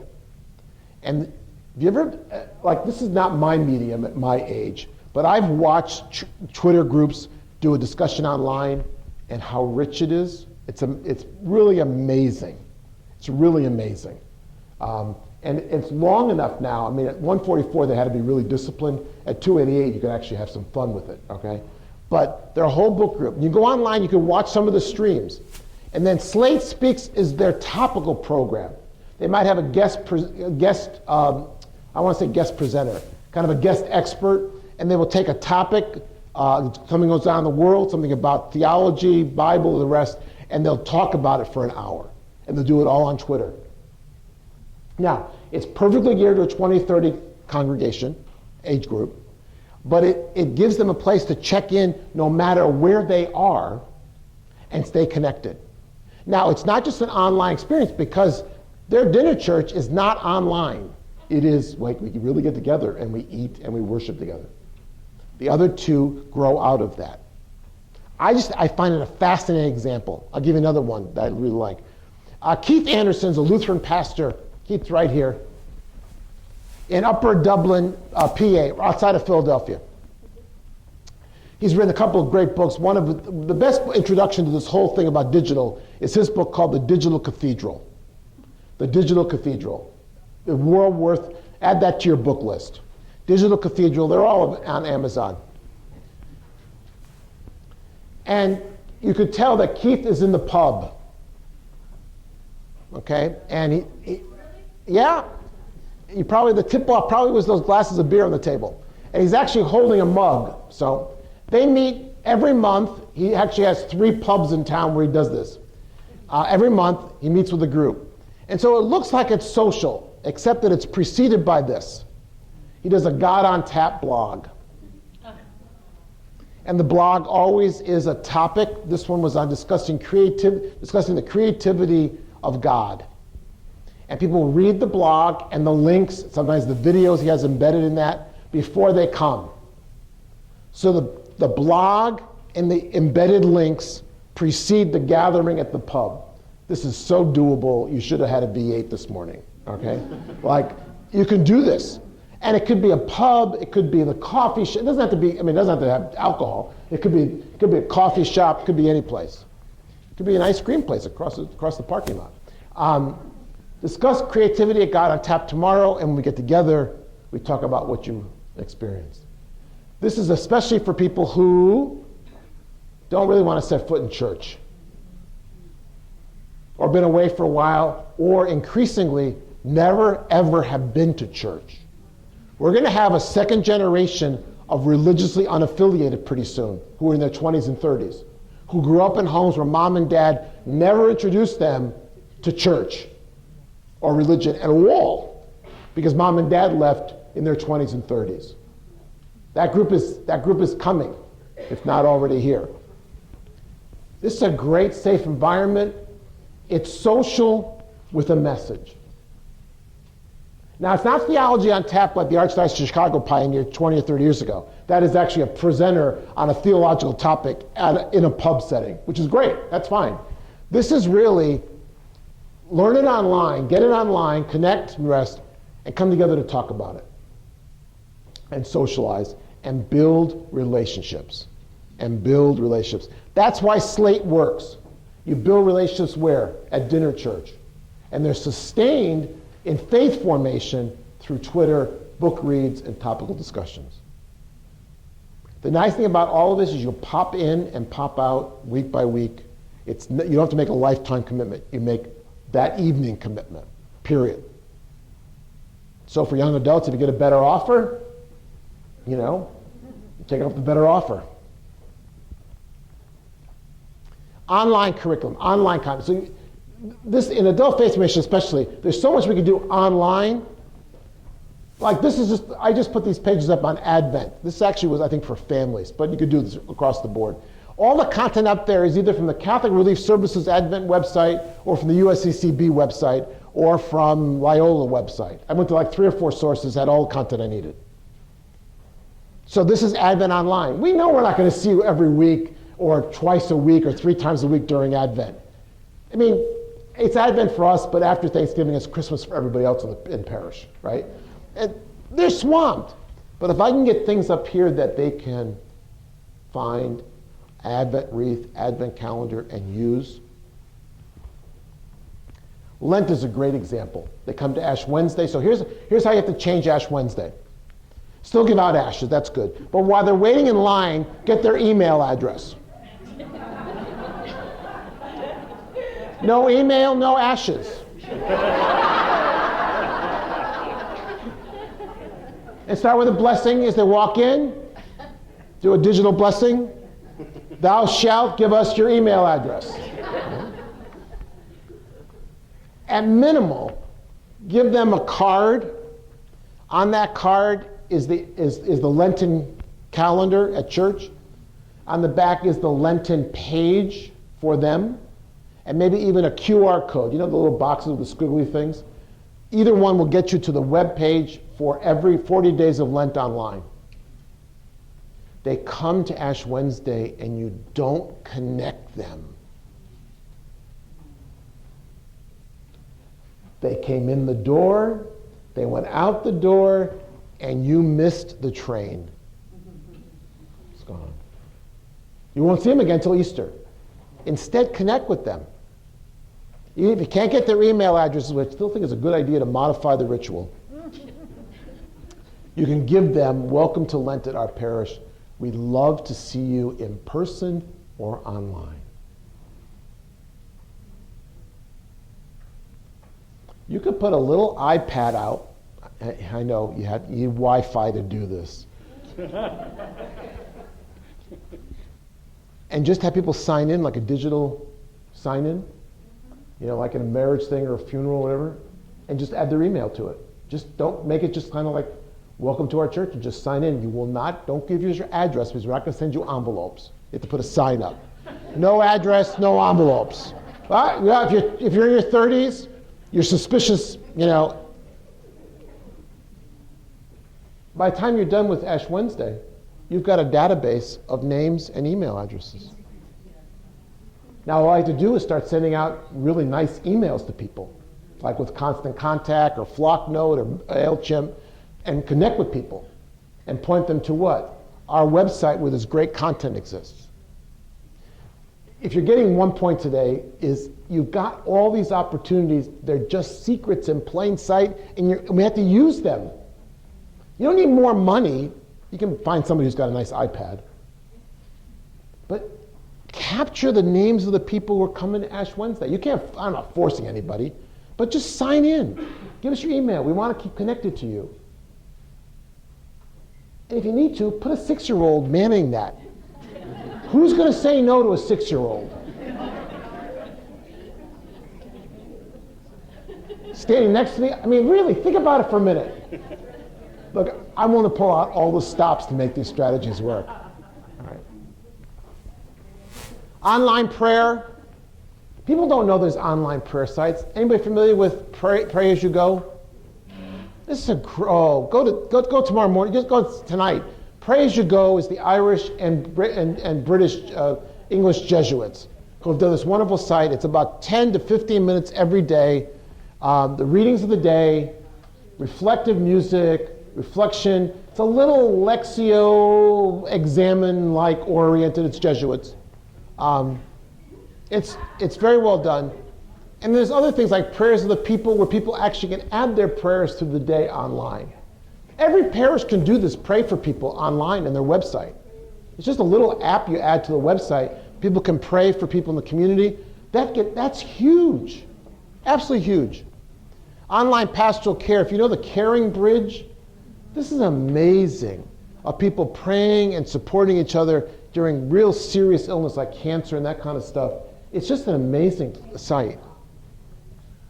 And then online learning, of which there's just a gazillion adult sites. If you want adult faith formation by Monday, all you got to use is all the existing online content for adult faith formation. You can be up and running on Monday on a digital platform. Just go look at what Boston College has on their, what's it called now, Crossroads, in the School of Theology and Ministry.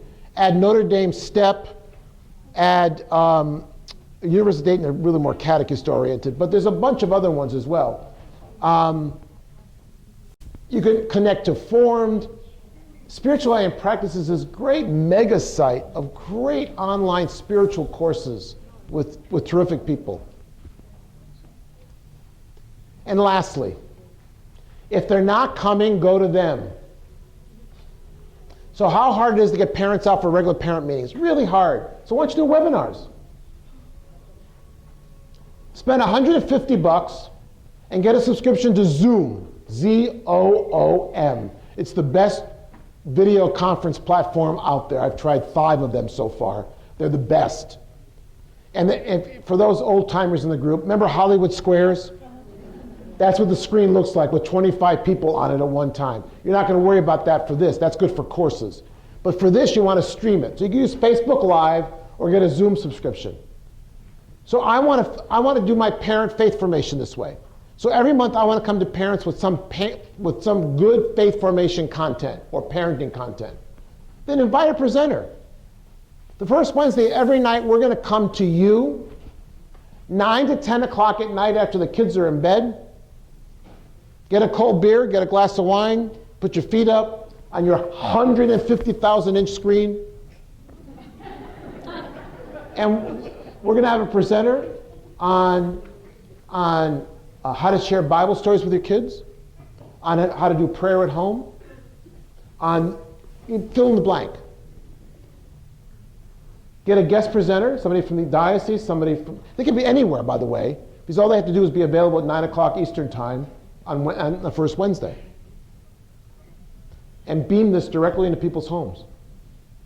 And you advertise the program by, stay home, we're coming to you. And then show them how much money they're saving by doing this. Babysitting, $5,000 a night, check. Gas, check. Getting out on a cold night, check. Kids are sick, check. So you had 3 months, September, October, November, of we're coming to you. In December, what are you going to do? Exactly. Say it. You come to us. Yeah, exactly.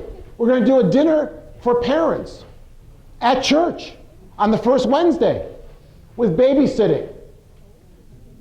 6 o'clock. And he'll be there. And our presenter will be live. Our presenter will be live. So January, February, March, you do what? Webinar. April, you say. That's it. That's the year. When's the last time you offered 8 parent faith formation programs in a year? Of course, you video recorded all the webinars, so if you missed it, you can do what? Watch it online.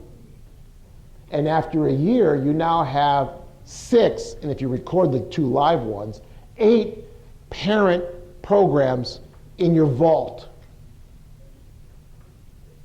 Do this for 3 years, you will have 24 parent sessions in your vault. And you can do what Netflix has made famous and Hulu and the rest, is you can rotate them in and out, old and new. Better yet, nothing's stopping you from doing this with 3 or 4 other churches, Catholic or otherwise. It's online.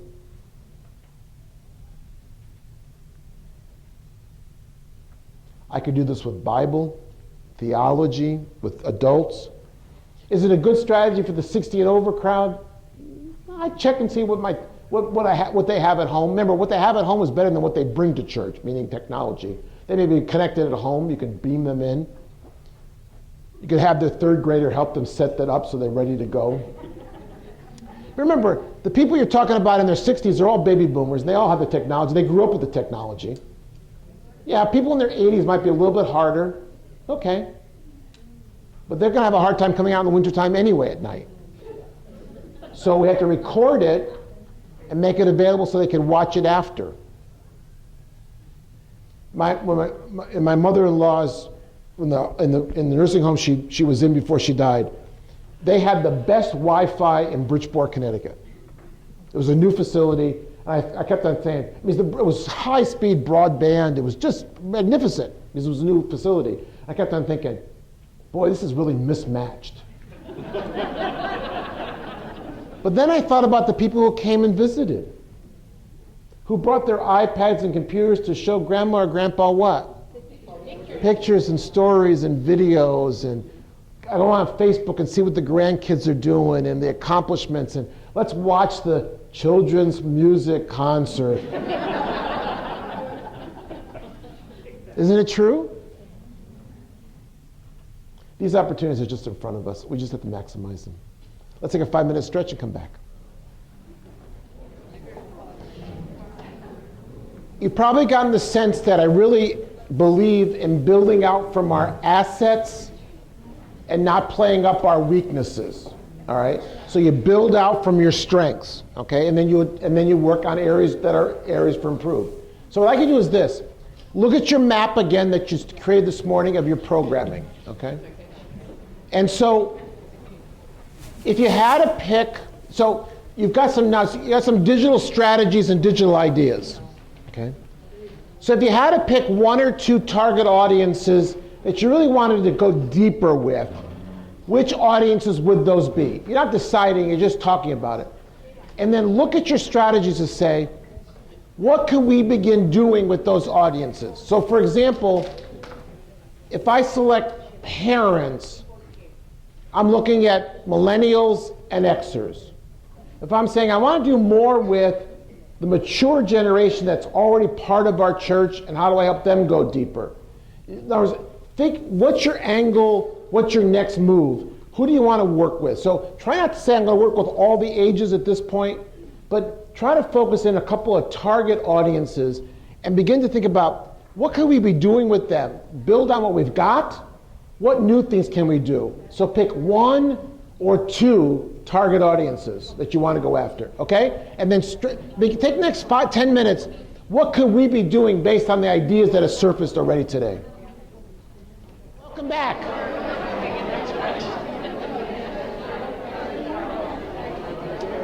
So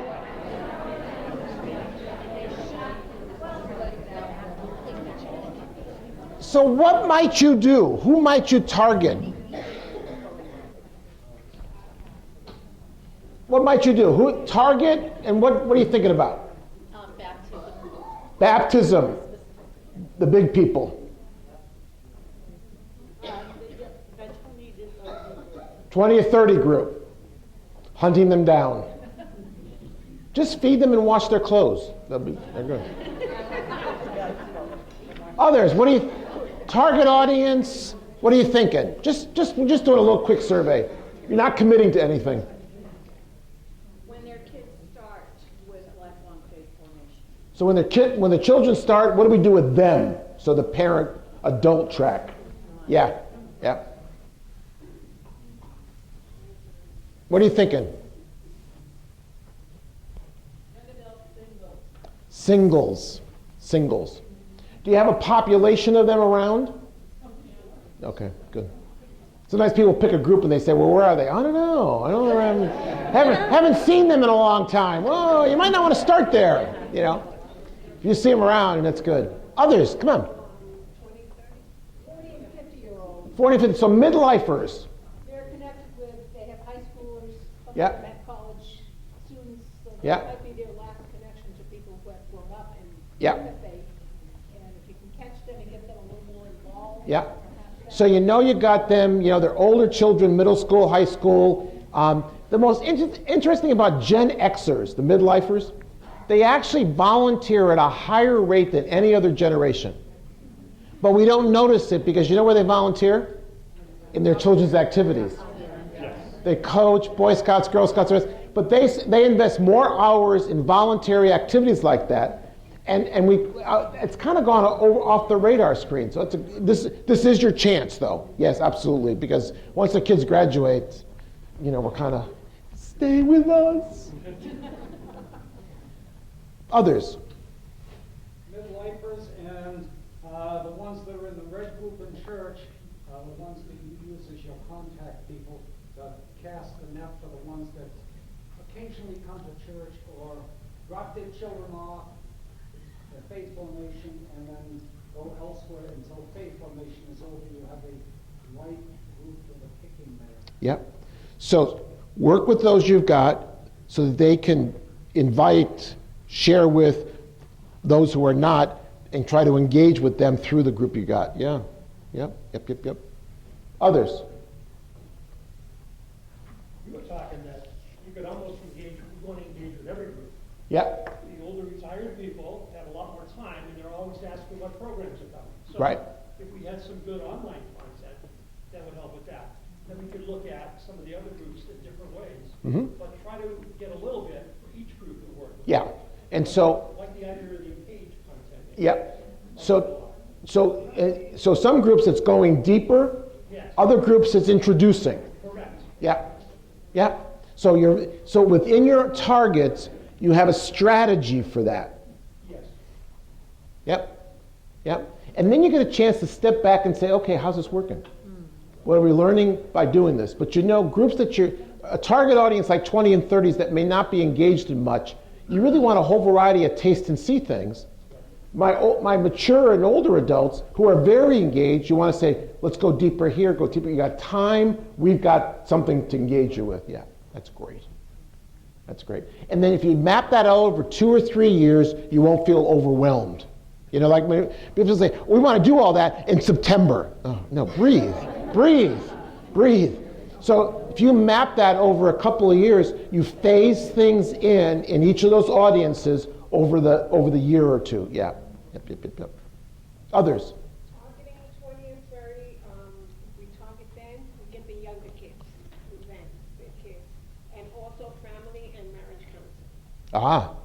Counseling. Yeah. And then how that leads out to, who knows, support groups, affinity groups, workshops. Yeah. You've got, see, the key is you've got lots of on-ramps into adult faith formation. Use the on-ramps you have.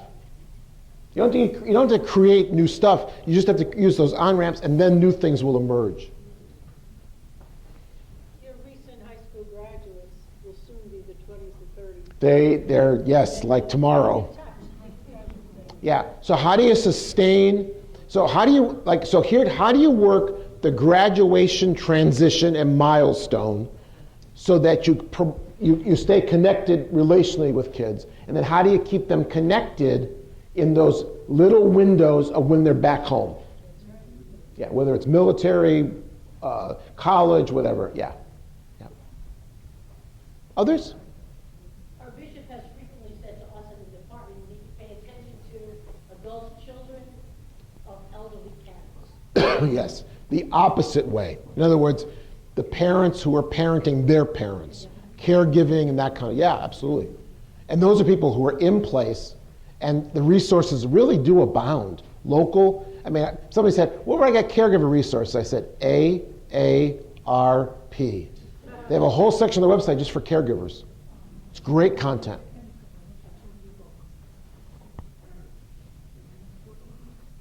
All right, so I got some, so I'll introduce at the very end. Part of today is that if you want to continue in the design and planning, is that I'm going to offer 2 webinar times, okay? So I'll give you the dates and this, but just to know that today is like ideas and starting thinking, but if you want some support around you between myself and Mary Jane, we're going to walk with you from here, develop some design, begin to implement that, what kind of resources you need, that kind of stuff. We want you to use us as your support system. Whoa, a 2-battery day? The purpose of the follow-up webinars is to kind of walk with you with helping you design things, find resources, connect with each other, see what other people are doing. So more about that in 20 minutes. I want to go online and just for examples of programming, okay? So you have access to this website. It's called the seasonsofadultfaith.com. All right, it's a website I built for this purpose. So seasonsofadultfaith.com. It's on the handout front page, I believe. Okay. So you can access this. It's just a sample site. It's not a church website. It's John's Canvas online. All right. This is some examples. But one of the things I want to share is this. The website doesn't replace gathered programs. It supplements and enhances those and gives you another environment for programming. But one of the things that I've been trying to do, and I'll talk more about this in the webinar, is how do we personalize faith formation so you provide what people need when they need it at their stage. So here's an example. So I took scripture and scripture enrichment. So in the parish where I'm the pastor and the bishop and the only staff member, that's this example, all right? What would it be like if you said, let's format our content or our offerings based on where people are in their spiritual journey? Okay. So, if you want an introduction to the Bible, select one or more of the following activities, which is for people who are what?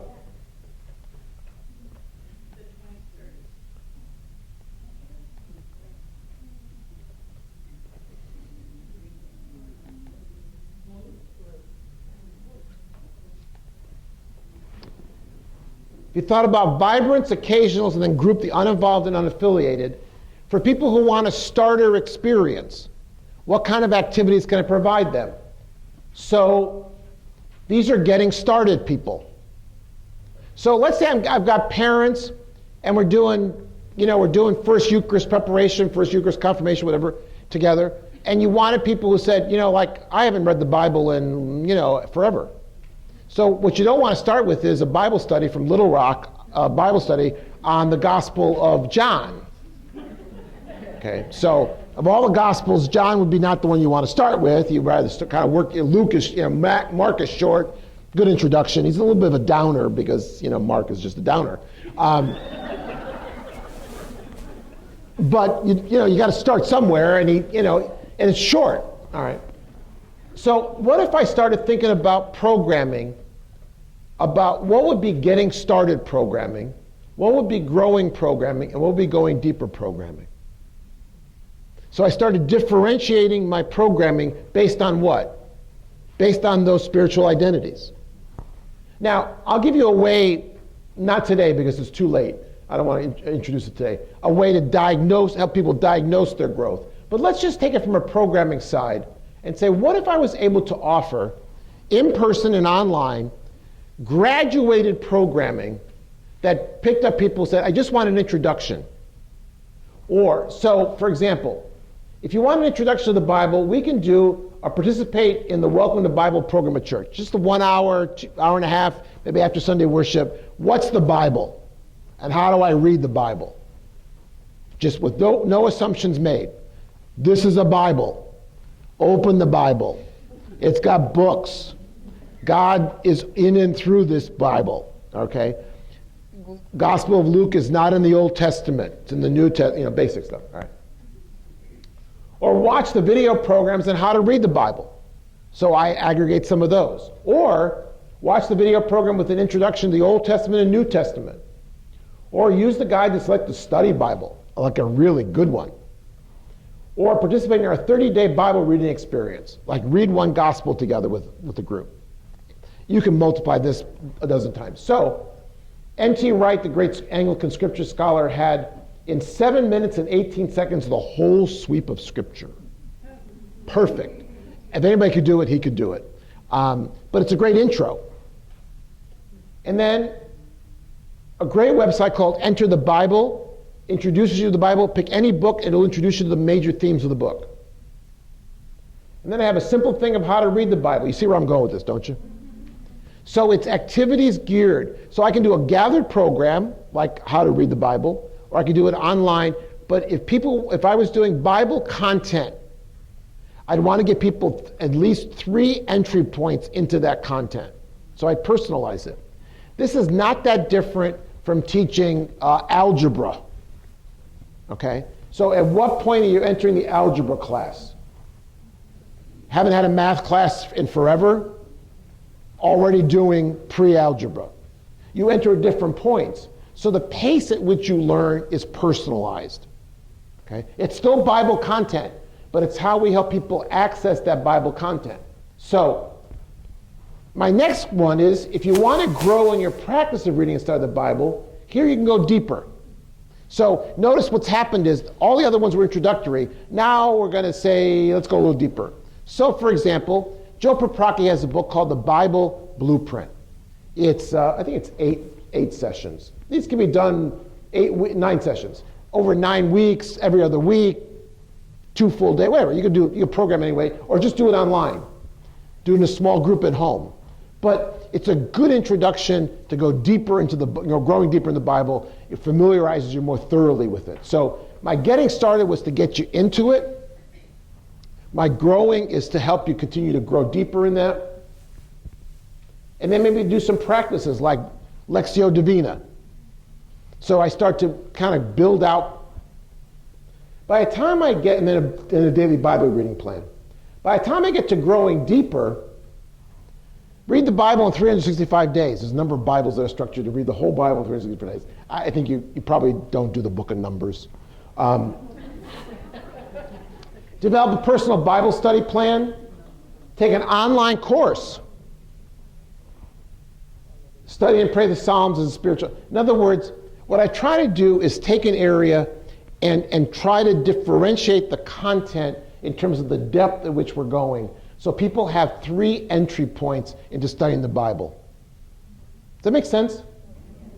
I want to develop more of this content, because this approach, because I think personalizing faith formation and helping people get what they need when they need it, and picking them up. So in other words, if I start somebody who really hasn't been into the Bible at all, and I start out with, we're doing a 6-week Bible study program. I need some taste and sees for the beginner experience that lead to let's really explore how to read the Bible, like the Joe Paprocki program, and that moves me then into let's go deeper, take an online course, get into real in depth. So part of the genius of this is to try to help people go deeper on different topics. I can do this with sacraments. I can do this with any topic area. Beginner experiences, growing experiences, going deeper experiences. Now, you can organize programming that way too. So when you're doing, like, if you're preparing people, if you're helping the parents grow as adults prior to baptism, they're going to come in at all different points in their faith journey.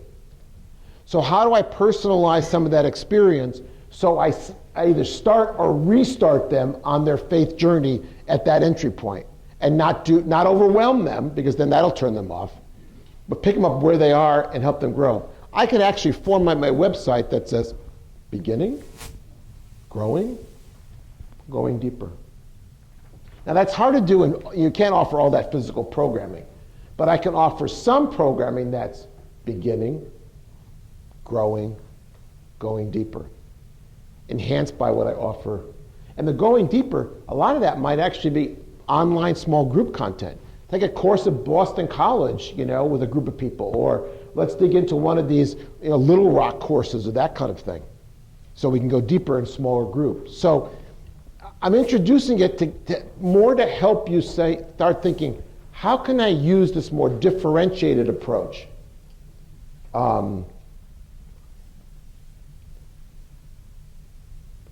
That takes a content area, in this case I just use Bible as an example, but takes a content area and helps people think about, how do I format my content around where I know I have people who are beginning, growing, and going deeper.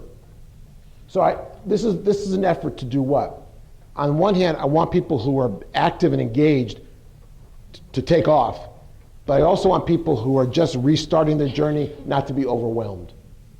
In a one-size-fits-all program, I probably program for the middle group. So I might take Joe Paprocki's program on how to read the Bible and offer it for all my adults. But I know two things.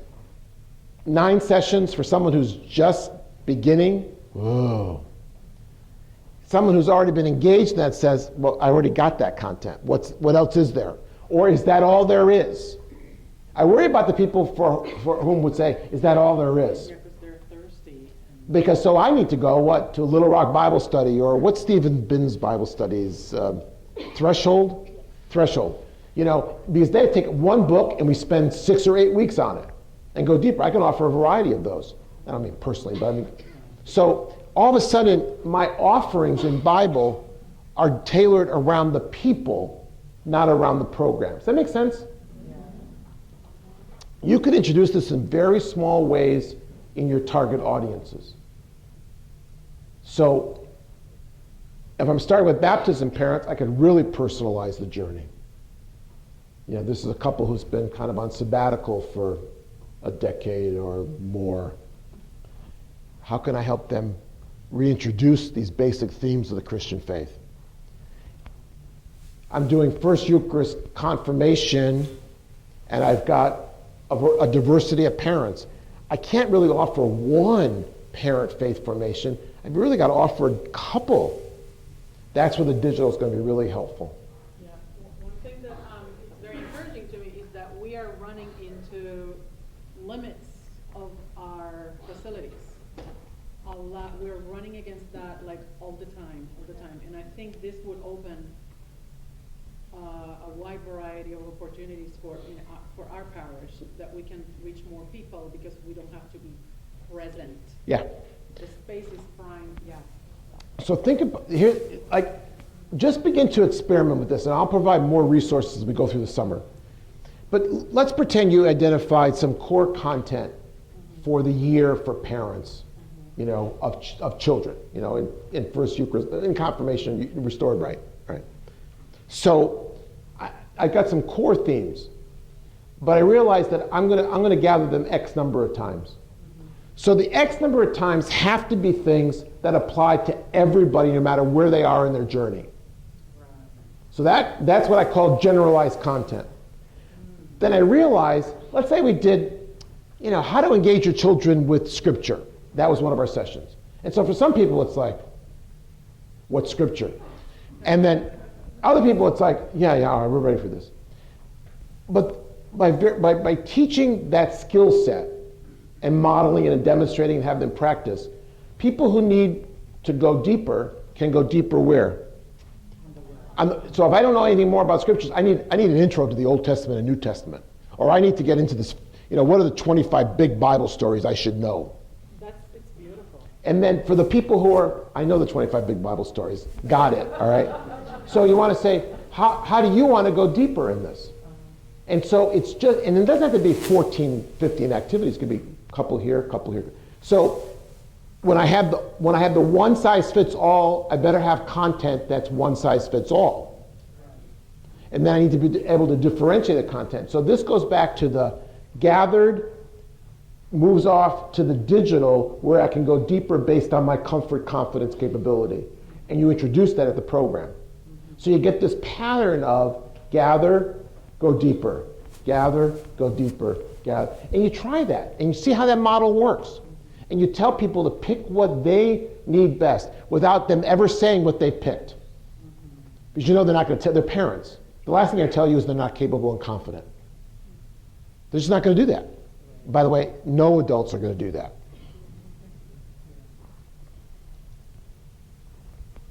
And if I start working my content that way, what's going to happen is I'm going to move some of that theological content into differentiated content, and I'm going to move a lot of what I'll call the faith-forming skills content into generalized content. So sometimes by introducing the how to pray with your children, some parents say, gee, I think it'd probably be good if I started praying. So this is the how to pray offerings, and here's the go deeper prayer offerings. It's like you offer something for each kind of spiritual type. I think that's possible. But it has to be connected, like I'm just doing this as an example, but if it was connected to a program or a target audience, you could start flowing that through. And there's plenty of content. So content's not the question. It's really honing in on your audience and then differentiating generalized large group content that I'm going to provide in my parent workshops or program or speaker series or whatever versus the differentiated content which I'll provide online. Teachers in schools rely on the online to differentiate because a teacher can't differentiate. You can't give, really. We've had parents in our family home study program that come and they want more. Yes. Oh, we love what we do here. Right. How can we get more? Right. And you're opening a completely new... Yeah. So no, go deeper here. So here's a course online. Here's et cetera, et cetera. Yeah. The first place this has been introduced in this kind of way has been confirmation. So if you think about adolescent confirmation, here come, pretend you remember the old days. You're getting the whole family, absolutely. But when you think about a high school group, you're going to have kids who they're returning after a prolonged absence. Then you have kids who've been actively engaged for 14, 15, 16 years. And then you offer this confirmation program, which is a review of the catechism. There's kids who have been actively engaged and saying, oh, you're not doing sacraments again. There's only 7. How much more can you possibly say about them? And if you're a girl, there's only 6. So you needed something at 3 o'clock to perk you up, all right? Or we've done the creed. Like how many times, if you've been involved all the way through to sophomore, junior, how many times have you done the creed? Like a lot. If you go to Mass on Sunday, how many times have you done the creed? So those kids see this content coming along and they go, they're active, they're engaged, they're growing in faith, and they're saying, oh, it's just boring Catholicism. They need an undergraduate theology course. We need to look at big questions and stretch them, and we can do that. I can do that without designing the course. I just have to access a course at BC or Notre Dame or someplace to make available to them. You want something good? Let's dig in. I can't offer that to kids who are saying, This is a lot of nonsense. I'm only here because I love my grandma and grandpa, Well, if you take that example and just stretch it across the adult span, that's true across the whole adult span. There's an interesting phenomena happening among baby boomers, many of whom have been away for a while. And spirituality kind of comes back a little bit in the 60s and 70s. And we have to be ready for them, but they've been on sabbatical for a while.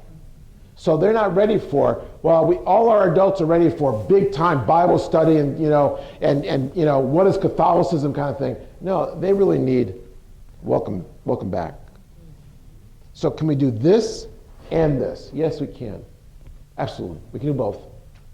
Not all of it is in person and gathered programming. That's why we need a digital platform. Does that make sense?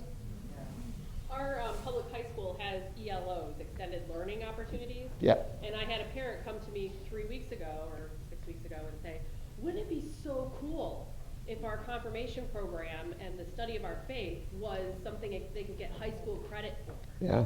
And I was like, yes, go for it. Because at one of those parent meetings at the high school, they said, any topic you can get credit for. Sure. She was like, so why don't we tailor our religious ed program so they get high school credit? And then, so I love the idea. Yeah, and in order for that to happen and meet you're going to have to differentiate the instruction. Exactly. In order to make that happen, yeah. So I just want you to wrap your head around the concept that we can personalize faith formation around people's journeys. Does that make sense? So, by Monday, I'd like you to have a website up and running. All right, Tuesday, I'll give you a week. I want to do one more example. This is my spiritual life example, and I do this one because it's a nice blend of, so thinking about a program. So my church has done, my mythical church, okay? So we always do we do some kind of spirituality program every year. So this year we're doing these 5 sessions, weekly presented by 5 experts, and bringing people in to do that. And this is our spiritual program for, let's say, the spring, okay? I actually have a book. We're going to use Tom and Colleen's book, Catholic Spiritual Practices. If I was a Protestant church, I use Sacred Rhythms. I love Sacred Rhythms. I use that in Catholic too as well. They can register online. They can watch each presentation online if they missed the session. They could read the book and watch the session. Like, what's not to like? So that's my gathered with an online, small group or watch it yourself option. You already do things like this everywhere. This is just a digital strategy of expanding that. Then I have some content that relates to those spiritual practices. We're going to do a book group because I got adults and they love doing books. So I'm going to pick some books. So we'll do Richard Rohr's Falling Upward. It's short. It comes with a study guide. He did a video just for me. Not really. It's available to all of you. So, but notice, I could do a book group at church. I can get people 4 or 5 times. They're all going to be bad, but those are times which I will be able to set up chairs and tables and make coffee for people, okay? And I picked times that I was free. I don't care about them. These are when I'm free, because it's not the only option. They could host their own group. We'll bring the program to you, host it in your house. Or we can use Zoom. Or I used to in the old days use Google Plus Hangouts, but you can't do it anymore. So we can use Zoom as a platform for a group to get together to do the book group online. You're in different time zones, you travel a lot, we can meet that need. So it's 3 ways to do the same thing. Read a book and talk about it. And then because we're focusing on prayer and prayer practices, I put a lot of what I call portal content. This is just a link. I know, let's hope these links still work. Yeah. So this is Vibrant Faith at Home, which is from Vibrant Faith Ministries where I work. And this is just an activity on centering prayer. I mean, there's hundreds of these online, as you might imagine. So I've curated all these. If it's in teal, If it's in color, click on it, you'll get the activity. So this is all curated, didn't write any of it. And then daily devotional things like 3-minute retreat, Jesuit daily prayer, liturgy of the hours. Then I went on to spirituality and practice, and I selected 3 out of the 150, 200 courses online that people could take. Now, it costs them, I don't know what let's say it's $40, something like that. It costs them, but they're adults. If I could do a little translation, $40 equals 10 lattes, so they get the kind of, equivalency. They could take a course on their own. I mean, I'm not managing it, but making it available. If I had 3 adults take a course this spring, that's a 300% increase from last year, when I never even offered the option. And how much work was this? About a half hour to go through the offerings, pick the 3. The descriptions are from their website, and the link will take you, let's hope the links work. So here's Thomas Keating. There it is. I could do this with a Boston College course, a Notre Dame STEP course. I could do this with lots of content that's just what I'll call on your own, or gather a small group and do it together. And then Make a Retreat Online. Creighton University offers a free online retreat with the Jesuit Ignatian exercises. That's my spiritual life page. Find one thing to do this spring. Take our 5-session, do a book group, do a devotion, whatever. Do one thing. If I can get adults to do one thing, just imagine the possibilities, okay? So if I can get, let me go to the home page. So if I can get adults to do one thing in each of those categories every year, that's pretty darn good. That's pretty darn good. But they don't know these things exist. They don't know these possibilities exist. My service and justice mission stuff, none of that is, I don't organize any of it. I just find where all those opportunities are in the community, or nationally or globally, and I connect people to it. Build a house with habitat for the more sprightly young adults. Not people who had shoulder surgery. Thou shalt not build a house. But if I get you to do one thing in every category, take our 40 days of Lent, take our Advent journey. I'm just multiplying the opportunities. I'm not multiplying the amount of work I'm doing, to be honest with you, because I'm curating most of the content. Once you build the platform, the rest is curating and matching and connecting and doing the kind of things we talked about today. That doesn't ever detract from gathered things. In fact, it makes the gathered things more precious and special, because they're surrounded with all this great digital, small group, online experiences. So it actually accentuates the importance of the gathered sessions. See, that's why I think adult faith formation, there's never been a better time to do adult faith formation, ever, ever, ever.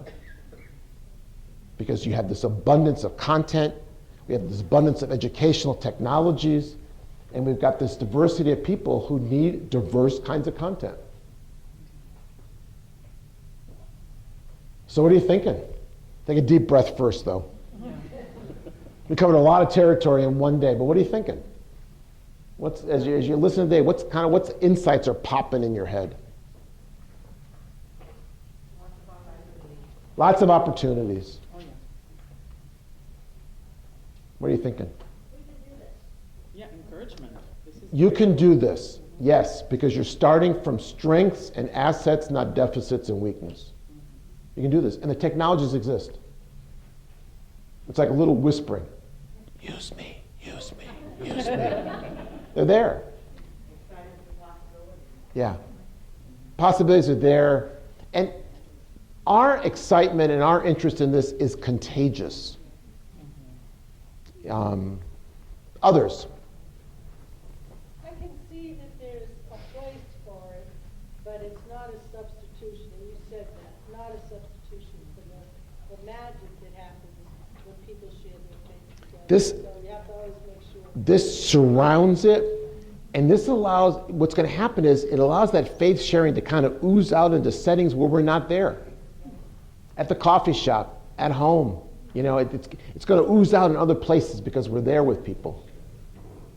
Other insights. I can see that young mom who has a toddler and she has another child preparing for a sacrament. And this is welcoming to her. Yeah. And then she'll see the church as a possibility Yeah. to go deeper. Yes. What we're communicating is we've got your back. We know how hard it is to juggle all these things as a mom, as a dad, as a grandma, or whatever. As an adult working multiple jobs, we know how hard it is. We want to be with you where you are. And then sometimes you're going to be with us where we are. That's the... What else are you thinking? Encouraged and affirmed affirmation in some of the things that we actually do and are getting wonderful feedback Good. as a result of, all this ongoing Yeah. formation for us. You're going to try a lot of different things, hopefully the next year or two. Some will work beautifully, and others you'll go, why did we do that? But as long as you learn from it, as long as you learn from that and say, okay, what do we learn about our people or the technology or the program, then it works. Kind of taking the mindset off that people that aren't coming are bad. And that we have to figure out how to get them here. Taking that off, the girdle off the brain. These are the people God has blessed you with. These are, and we have to love these people. I mean, it's just that simple. I mean, I say this all the time at family workshops.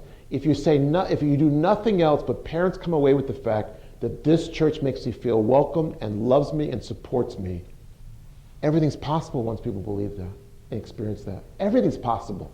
But if that's not present, then nothing is possible.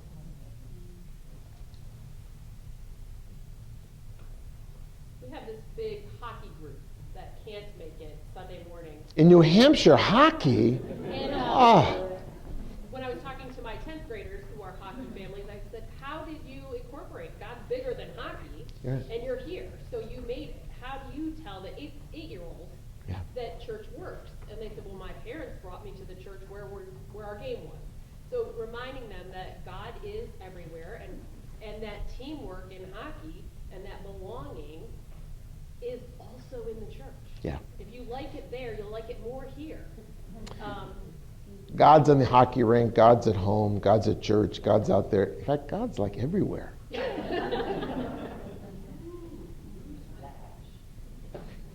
All right, you didn't ask this question, but you should. Because everybody's always terrorized at the end of one of these workshops, and where am I going to get all the people to make this happen? It's kind of that lurking question. So I'll end with this story. How many people remember the movie The American President with Michael Douglas and Annette Bening? Yeah. It's good to watch that occasionally just for therapy.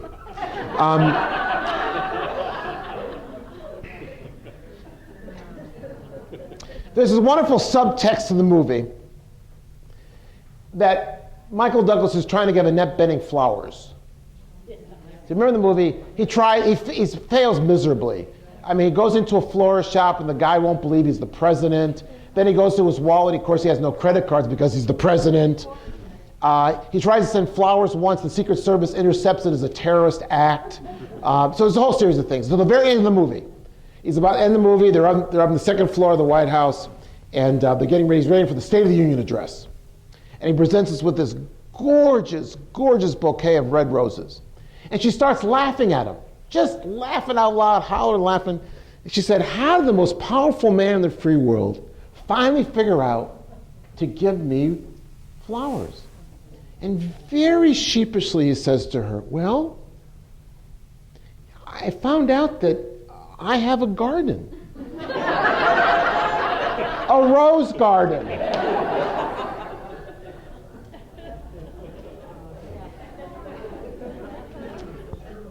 God has given you a garden, a rose garden. It's your faith community. It's your parish community. Gifts are spread out, and they come in all sizes and shapes and all ages. From third graders who will be your technology gurus, to older adults who will share stories and share wisdom and and explain how the story unfolds over a lifetime of faith practice. Our task is to unlock all those people and to help them find their place in this adult faith formation story.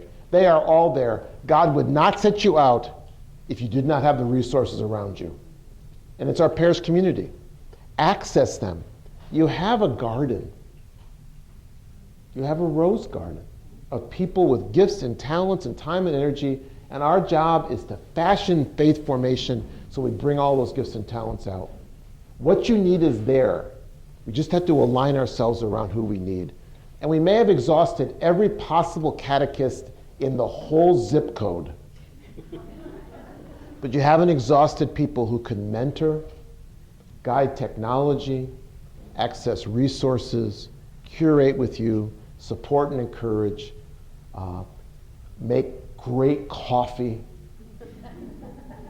Those people abound. So this journey continues. I ask you to put a date on your calendar just to hold, because the plan, oops, wrong, that's the calendar, but that's not what I want to show you.